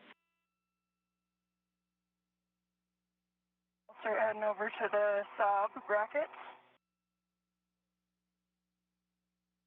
Okay, we'll meet you there. That's in the opposite corner. Roger.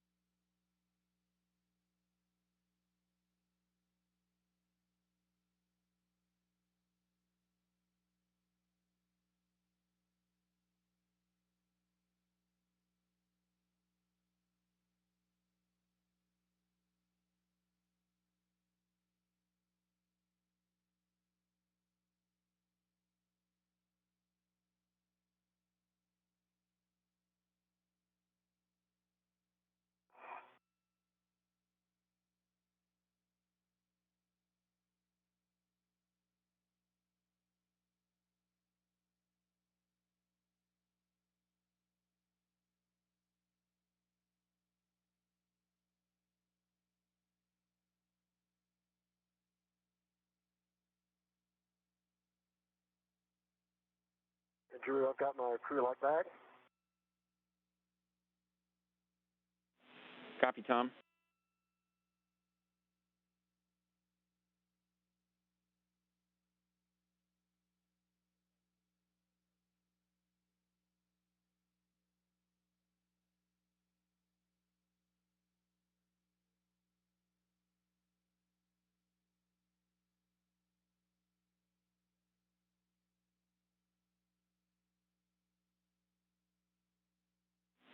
Kayla, while you're making your way over there, we know that you still have that ORU bag on you. If you want to temp stow that out of your way, because we think you might need the BRT in order to do these wire ties. Roger.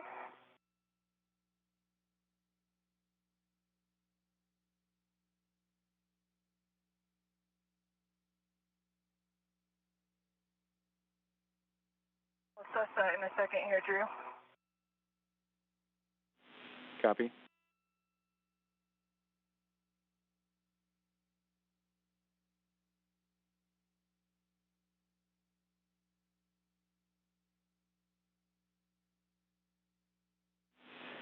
And Kayla, a couple more words for you. Those micro fixtures there on that lithium-ion battery by the sob that we're going to restrain, those are, unfortunately, are not able to translate on those. Roger.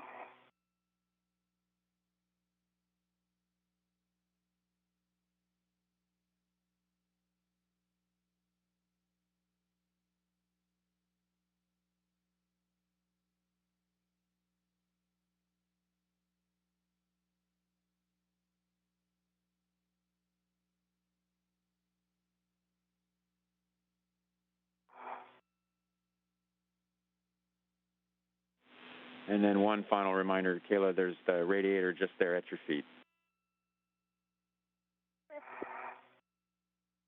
Clear?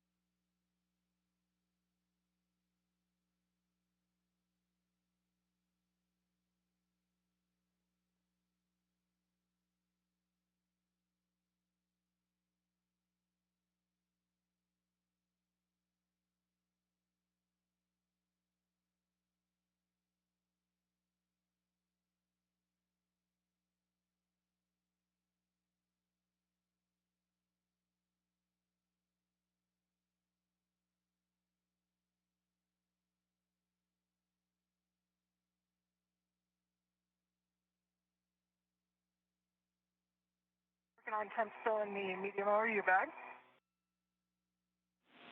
Copy. And I have a recommended handrail for you to BRT when you're actually working the wire ties. Roger, I'm ready for it. It's 5124. Okay, I see that just to my right.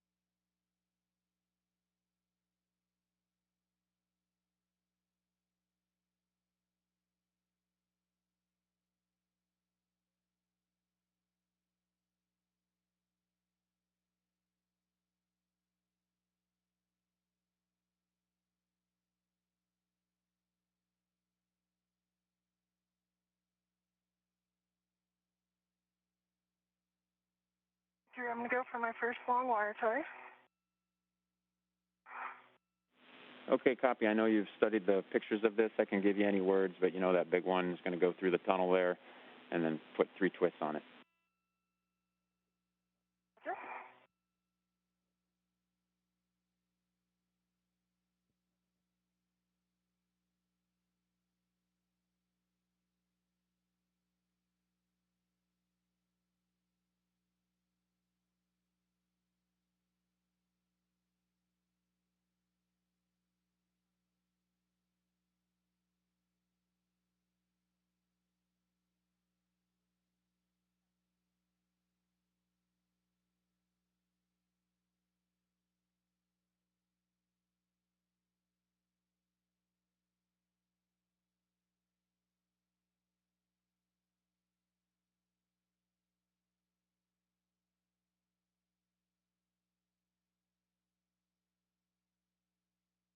Switching now to live views from NASA astronaut Kayla Barron as she works on a couple of get-ahead tasks before the conclusion of this spacewalk.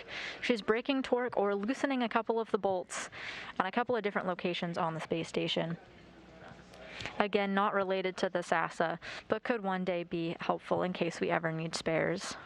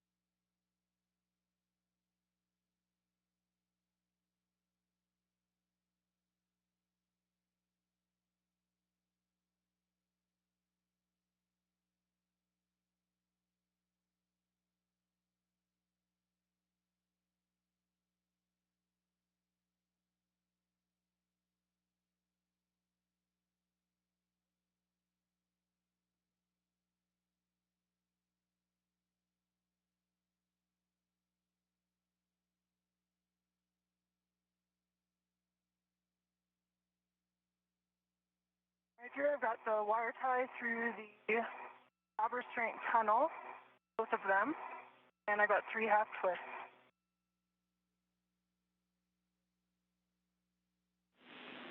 Okay, Kayla, that looks good. And you know the second wire tie goes on that micro fixture. They're adjacent. Roger, that's going to work.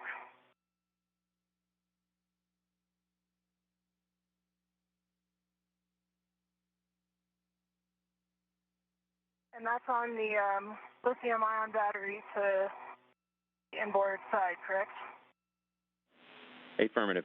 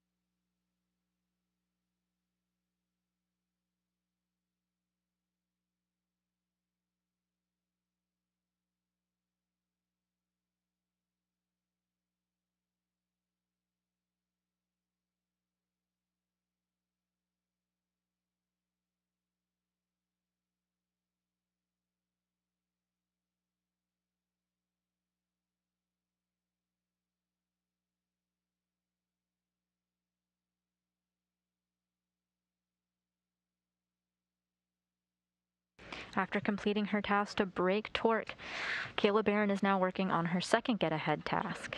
This involves putting wire ties on the sub, or solar array blanket boxes, and that's what you see her tying now. I've got it secured to H2 with 3/2 twists. Copy, Kayla. And so now we're going to take that wire tie that you just placed, and we want it to go across that cable connection there. So it's kind of capturing it, depressing it down, and then use that wire to then grab the lasso that you just did on the sob itself. Exactly. Stand, and it's going to work.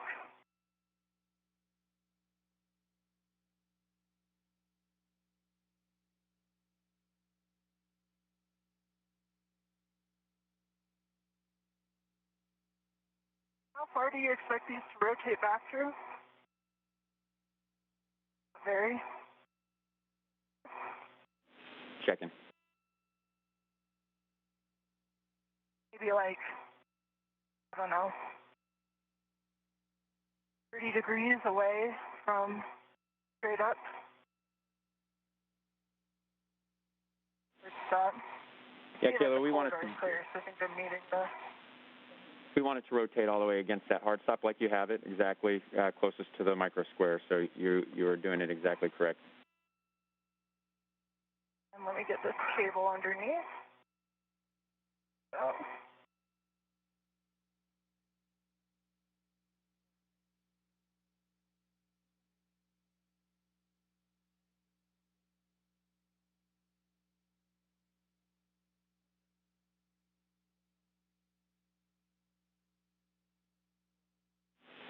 Yeah, Kayla, and so that ORU just off to your right is the PFCS, and we want to be able to get at that robotically, and so your tieback is going to give us clear access to it. I'm going to reposition where I have the attachment point here, if I can, just because I realize that's not super tight.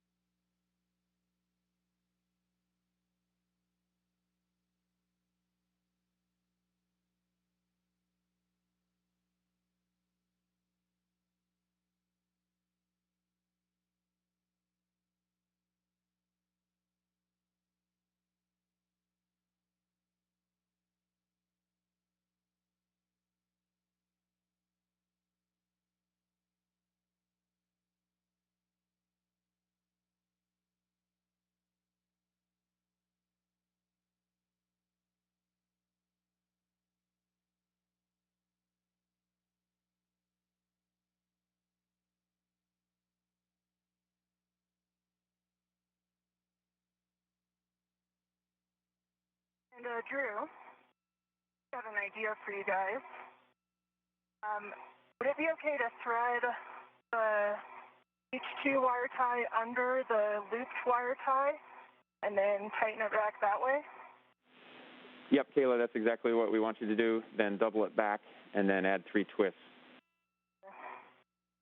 Roger. Picture, I kind of remembered the ends being connected, but this I think seems better from my standpoint right now. As one of her get-ahead tasks, NASA astronaut Kayla Barron is working to install a set of 2 long wire ties to the solar array blanket boxes.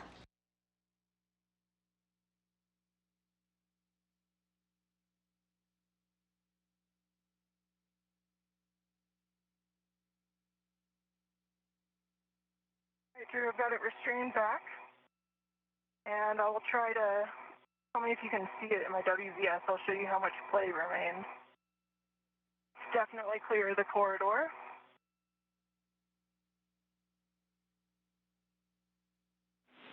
Kayla, it looks great.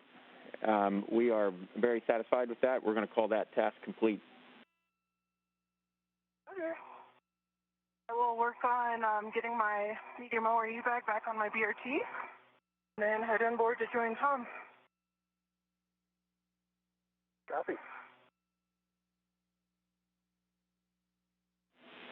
All right, that sounds good, Kayla, and we'll meet you at your green hook.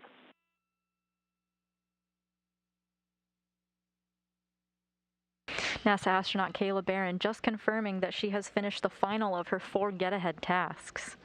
After the installation of those wire ties that the ground confirmed looked great and was exactly what they were looking for.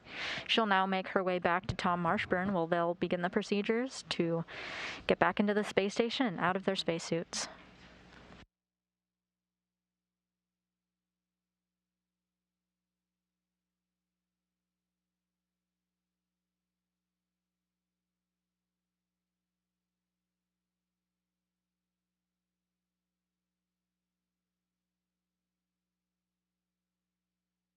How are you doing?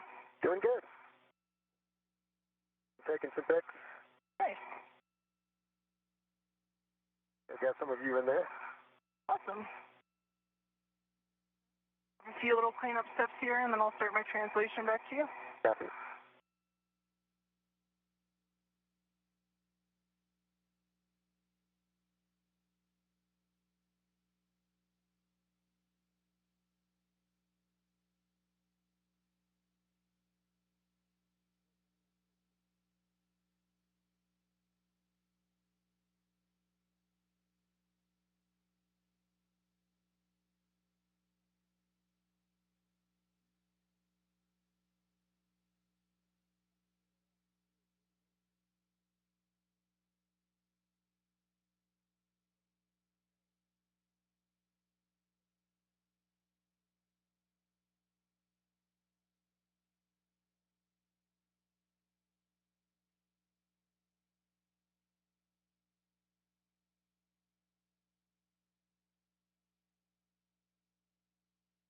Barron is now tracing her steps that she took originally to the work site for her get-ahead tasks, now going in reverse back to Tom Marshburn.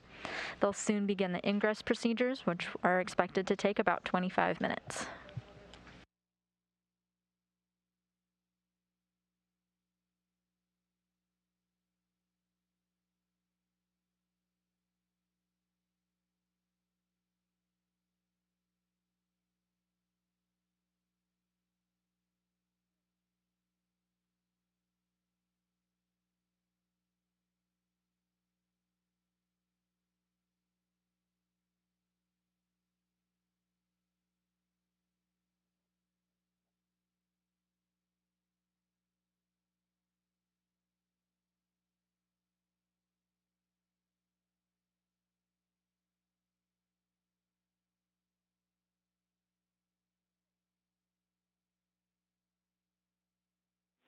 And Tom and Kayla, for both of you, if we could get one final glove and hap check from you as Kayla starts to make her way back. Copy, Drew. Didn't work. All right.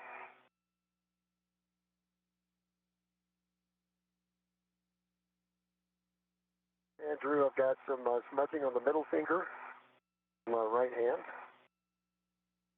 RTD looks good.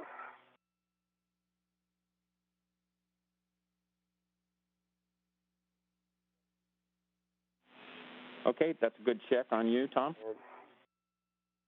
And smudging on the little finger of my left hand, and the half is dry. RTD looks good on both hands. Copy. And Drew, I have some black smudges on my fingertips. New ones, actually. I didn't have before. But other than that, all this looks the same as last report.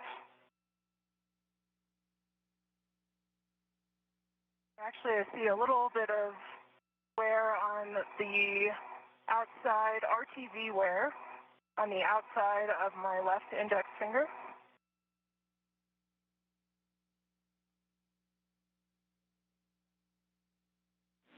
Okay, Kayla, that's a good glove check, and we're ready for you to start translating back towards your green hook. As you make your way back near the SASA antenna, we do have one warning for you. If we're going to ask that you stay at least about 4 feet away from the P1 SASA high gain antenna, but if you stay on the translation path and you stay off the SASA stanchion, you'll be fine. Roger. Okay. And I'm going to put my visor up real quick before I start heading back. And Kayla, I think you said it, but just Maybe if you not could quite yet, actually. if you confirm your HAP is dry. It's dry. Copy.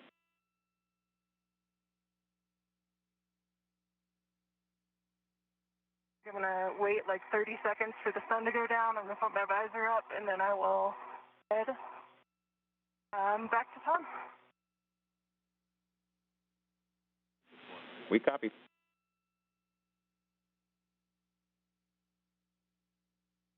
Doing okay, Tom? Oh, yeah. Doing great.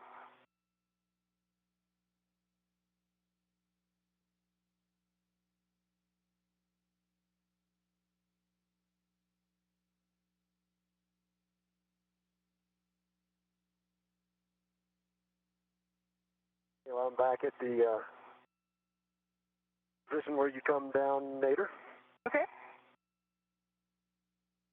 Meet you over here.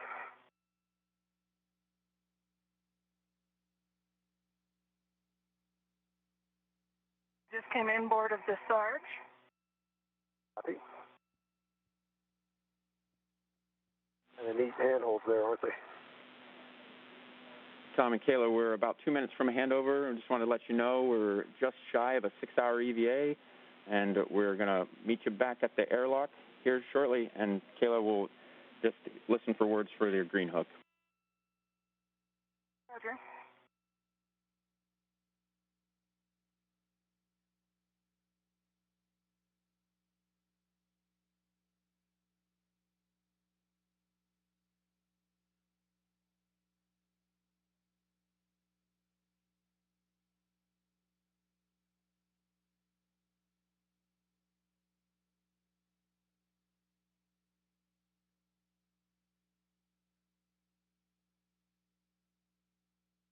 The International Space Station just entered into an orbital nighttime.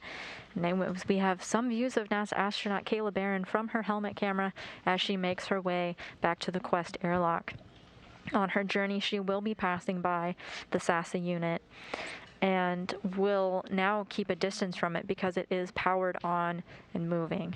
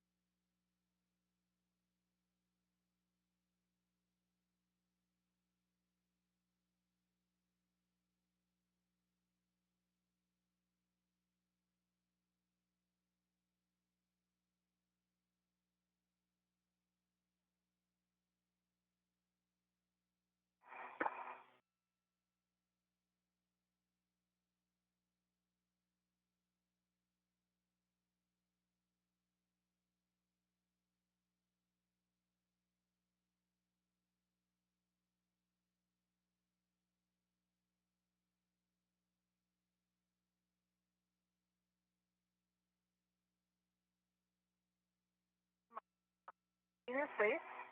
I'm just taking my time here to make sure my safety tether is tended. Lots of places for it to hang up. Absolutely. Yeah, take your time.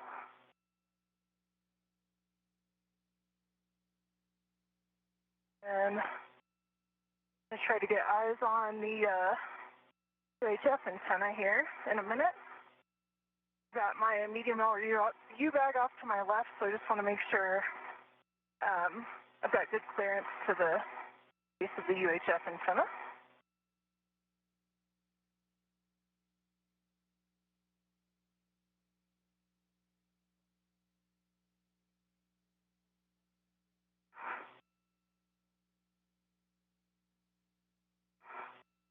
We're in a brief but expected handover period as Kayla Barron makes her way back to the Quest airlock. One last get-ahead test that they have to do, it can be done by either Barron or Marshburn, is to take a picture of a pit pin that astronauts Thomas Pesquet and Aki Hoshide had installed into the airlock in this past September during their spacewalk. The original was showing some wear and tear, and the two international astronauts replaced it.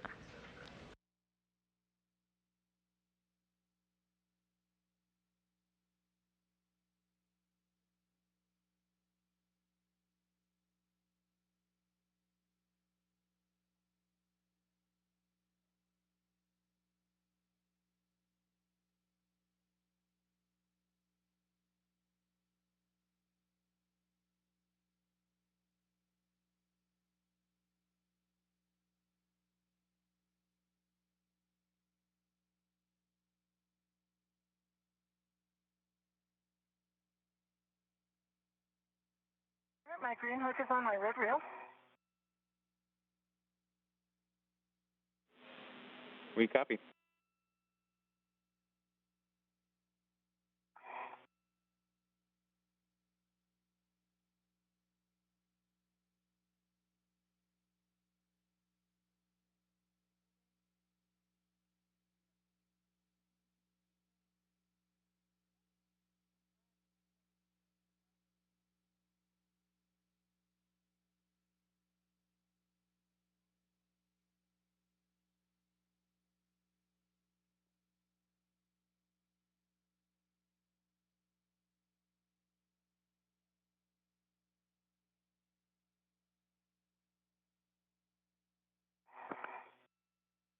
I'm continuing my translation. We're flight following.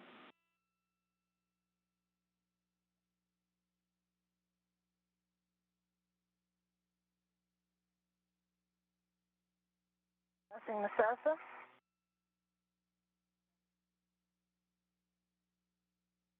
It's beautiful, isn't it?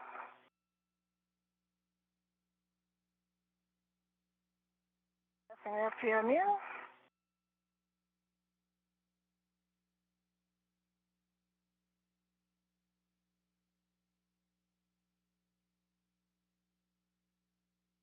I see you coming. I'm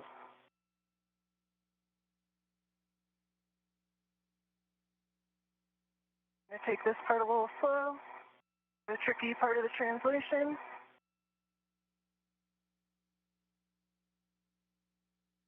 NASA astronaut Tom Marshburn just confirmed that he has a visual on Kayla Barron. She is making her way so that the two spacewalking astronauts can ingress the International Space Station together.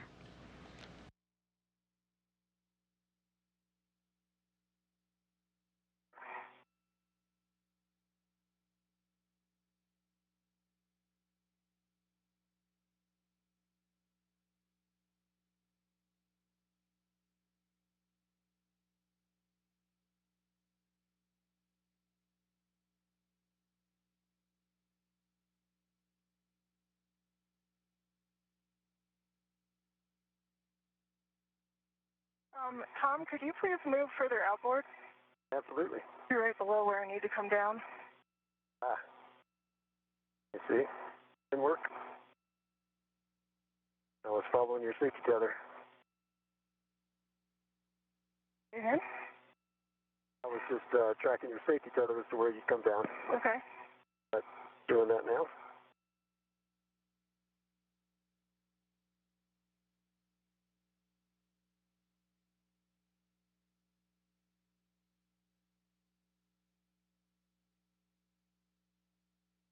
How's that? Much better, thank you. Absolutely. My safety tether is up against the seat of handrail. Roger, I'm coming down.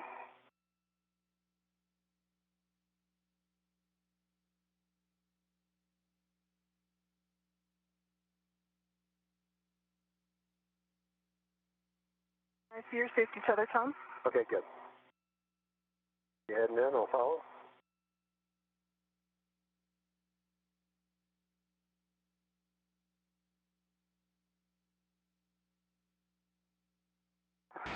The two astronauts are now headed towards the airlock. As was her first task of the day, Kayla Barron had removed the thermal hatch cover, and now she'll be the one to open it back up again. They'll get to work stowing their bags and equipment that they brought out with them before entering. So there's just starting to get Free? between your feet. And I think as you continue on, we'll just talk again when you get to the turnaround point. is it clear, Tom? There it is. Clear. Didn't think it was going to, but...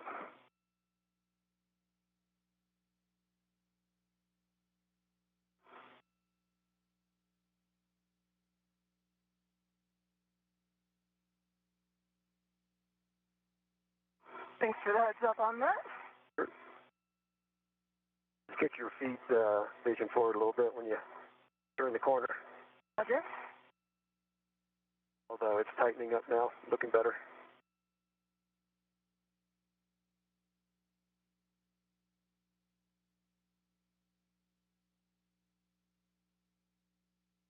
I see it. Just for your awareness, Tom, it's caught up on the corner of this MLI.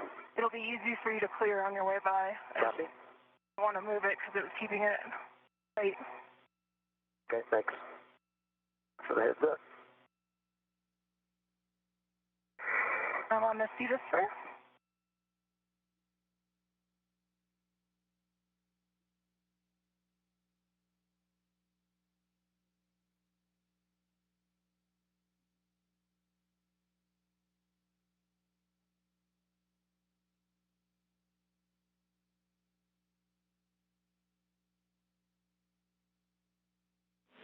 And Kayla, you have a go to open the thermal cover when you arrive at the airlock. Roger. I'm on the Cedar Spur as well.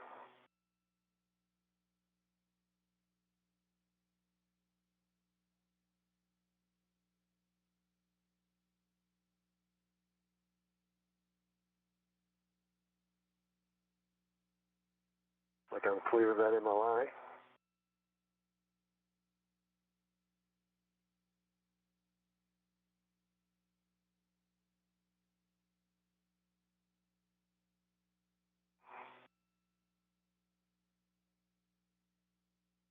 The circular handrail.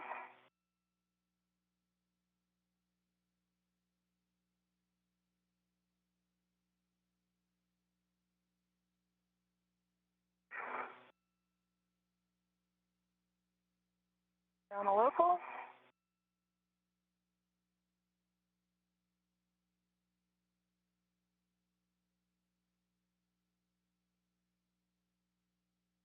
Removing my third lead. And the thermal cover is open. Copy, Kayla. Thermal cover's open, and you can stow the bags as you would like. We know that you also have that ratchet wrench still on your mini workstation. If you wanted to take that off and stow it separately, up to you. Roger. Barron just gave verbal confirmation that the hatch thermal cover is open, one of the early steps into getting back into the Quest airlock. She's now going to work on stowing some of the bags that contain the tools that they needed to replace the degraded SASA.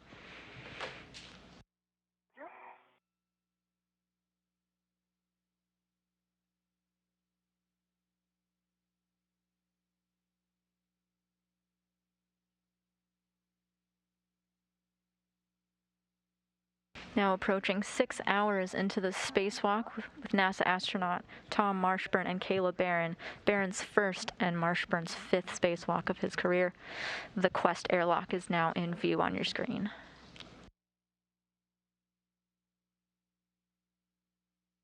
My one, Tom, if you don't mind. Oh yeah, no, Before you started drifted a little bit.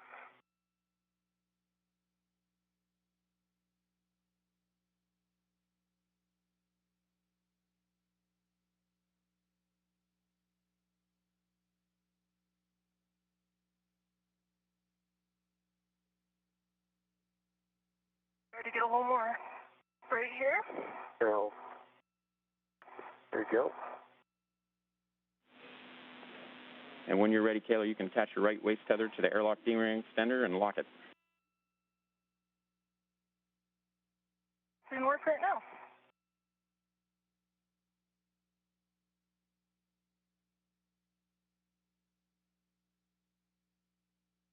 My waist tether is attached to the airlock gearing extender. It's closed, tidal locked.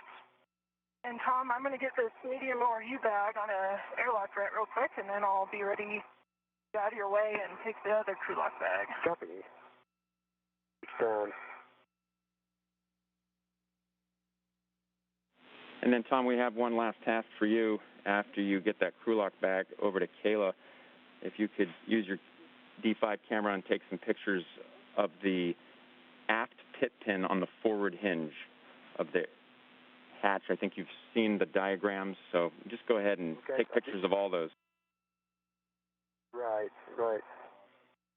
Looks like astronaut Tom Marshburn was assigned the last get-ahead task of the day to photograph a pit pin on the hinge of the hatch, installed during the first all-international spacewalk out of the Quest airlock. Attend it. On my way. And I'll finish ingressing.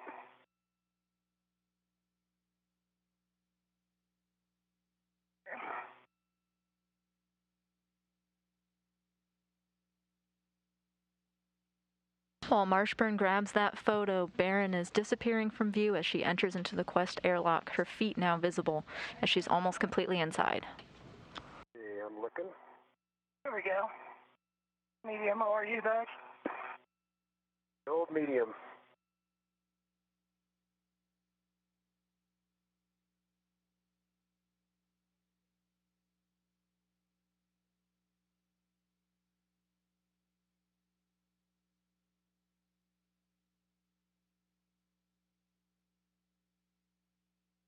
All right, Tom.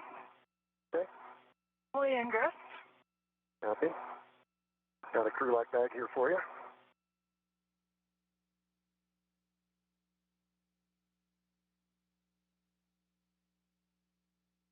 Got a hand on it. Copy.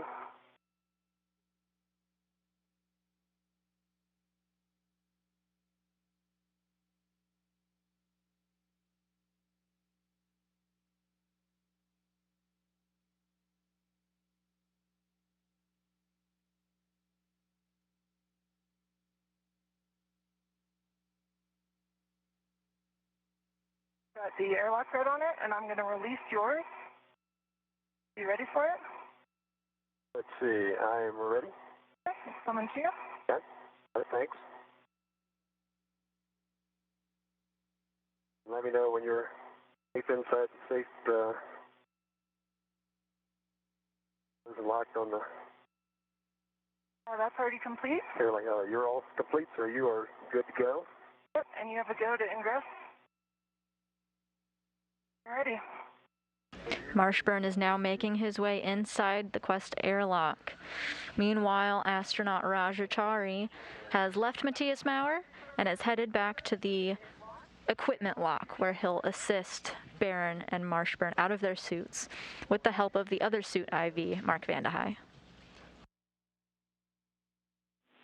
Okay, Tom, and your go to take Kayla's anchor hook and put it onto your right waist tether and then confirm that it's locked. Okay. Copy.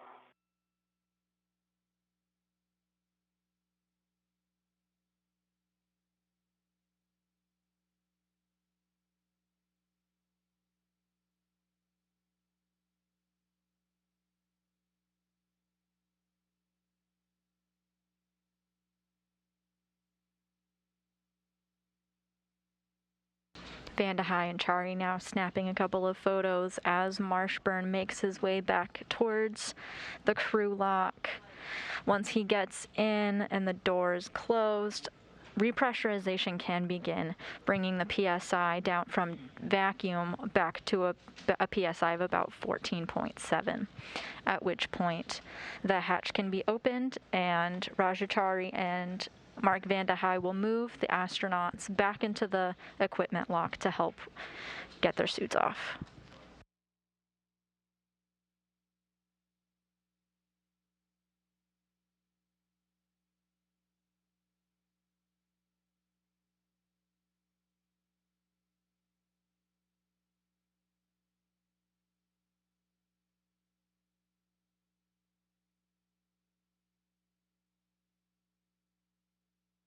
My right waist tether is closed and locked on EV2's tether, which is closed and locked.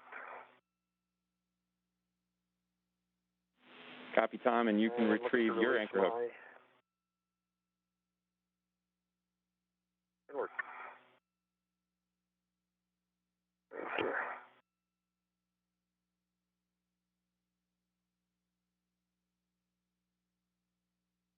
And that's retrieved. And I think that's it. I'm heading in, and I'll get those fixed. And Tom, if you could just turn your heck off for us and your go to ingress. Okay, copy that and work. And punch the button. How's that?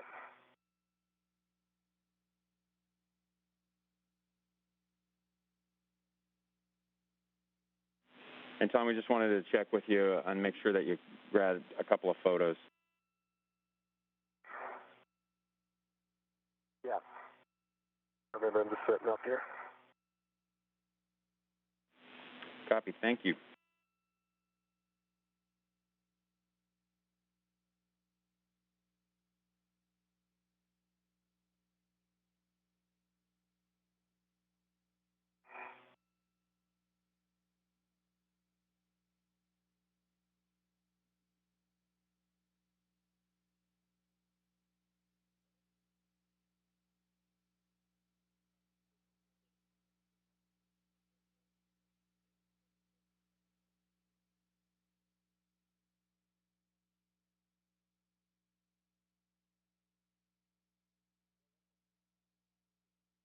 I'm going to get up into position here, Kayla, and get that.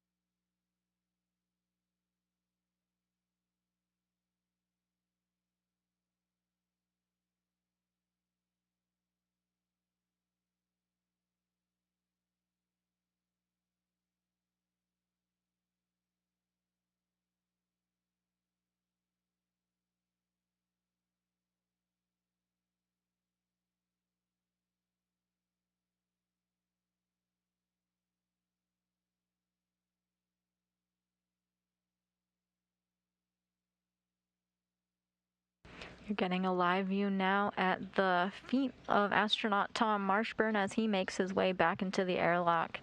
NASA astronaut Kayla Barron, his spacewalking colleague for the day, is already inside, is working to stow some of the bags that she brought in full of the tools. All primary tasks were complete today to replace a faulty communications antenna and replace it with a functioning one. And in addition, all of their get-ahead tasks are complete. I got some pictures. Much appreciated.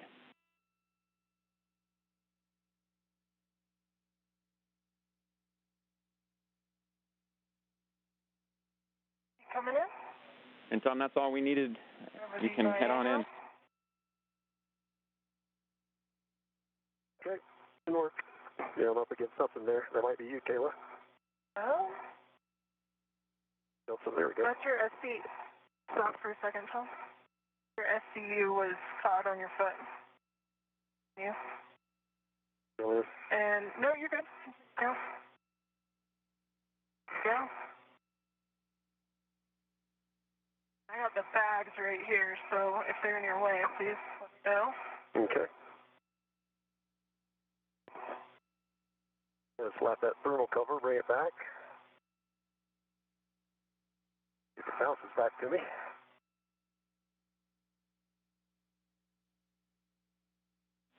Barron and Marshburn now working together to configure both their bodies and their equipment into the airlock so that repressurization can begin. Okay, that's some work. thermal cover is slowly coming back.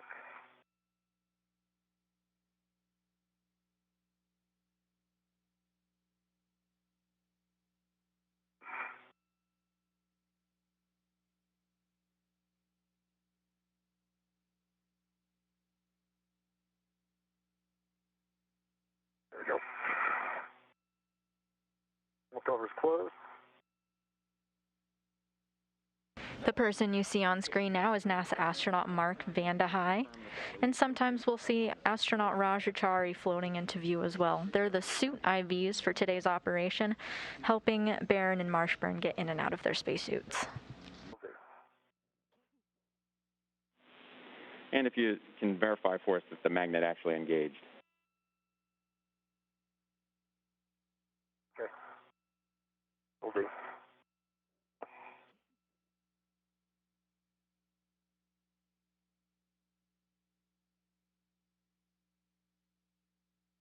I got to release it all the way. Get your hand in there to.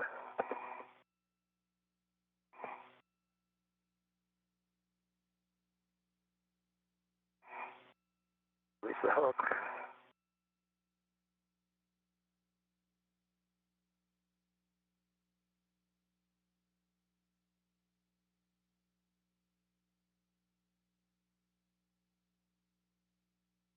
My SU is connected and locked. Copy, Caleb.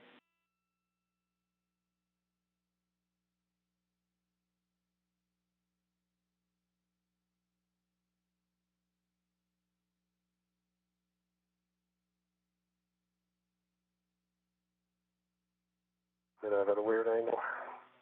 But still working it.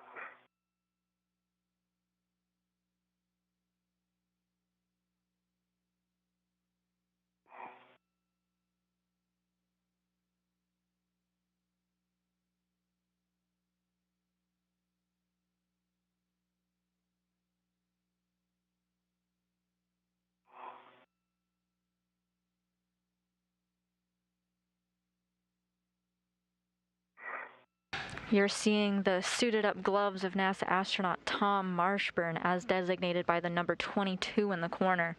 We're getting his perspective as he tries to get the door closed.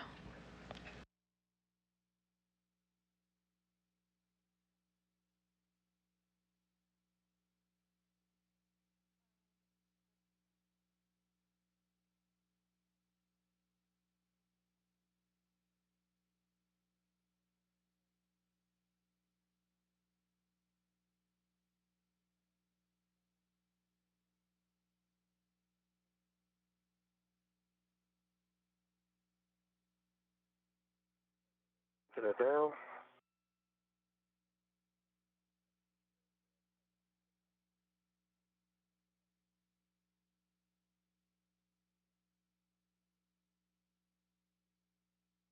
One, two, three. The view you're looking at is the thermal cover of the Quest airlock. Once Tom Marshburn gets that closed, then they could work to close the hatch. That thermal cover, just an extra layer of protection for the hatch door from the elements of space. The EVA does not conclude once the door is closed, but when the spacesuits are back off of internal battery power. Just not a strong enough magnet, doesn't seem like.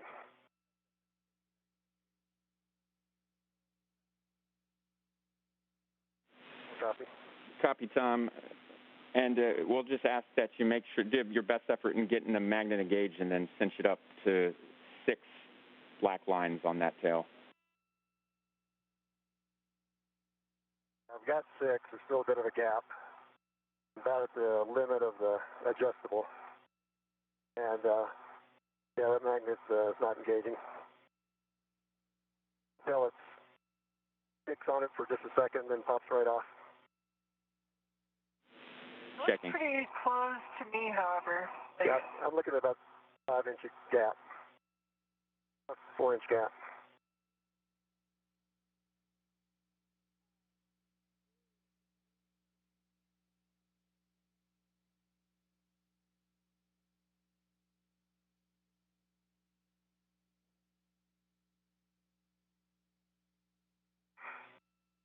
Is the medium lower U-bag behind me, Kendall? It is Oh, I see it. near you. Oh, that was your feet. Okay. I was just still down in there.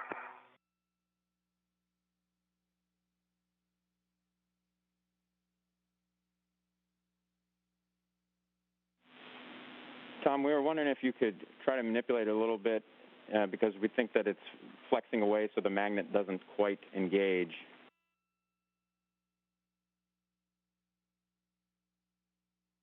And do what with it again?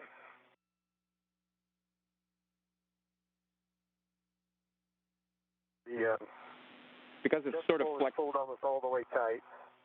It won't go in. Okay, so maybe bend out the middle of it, you mean?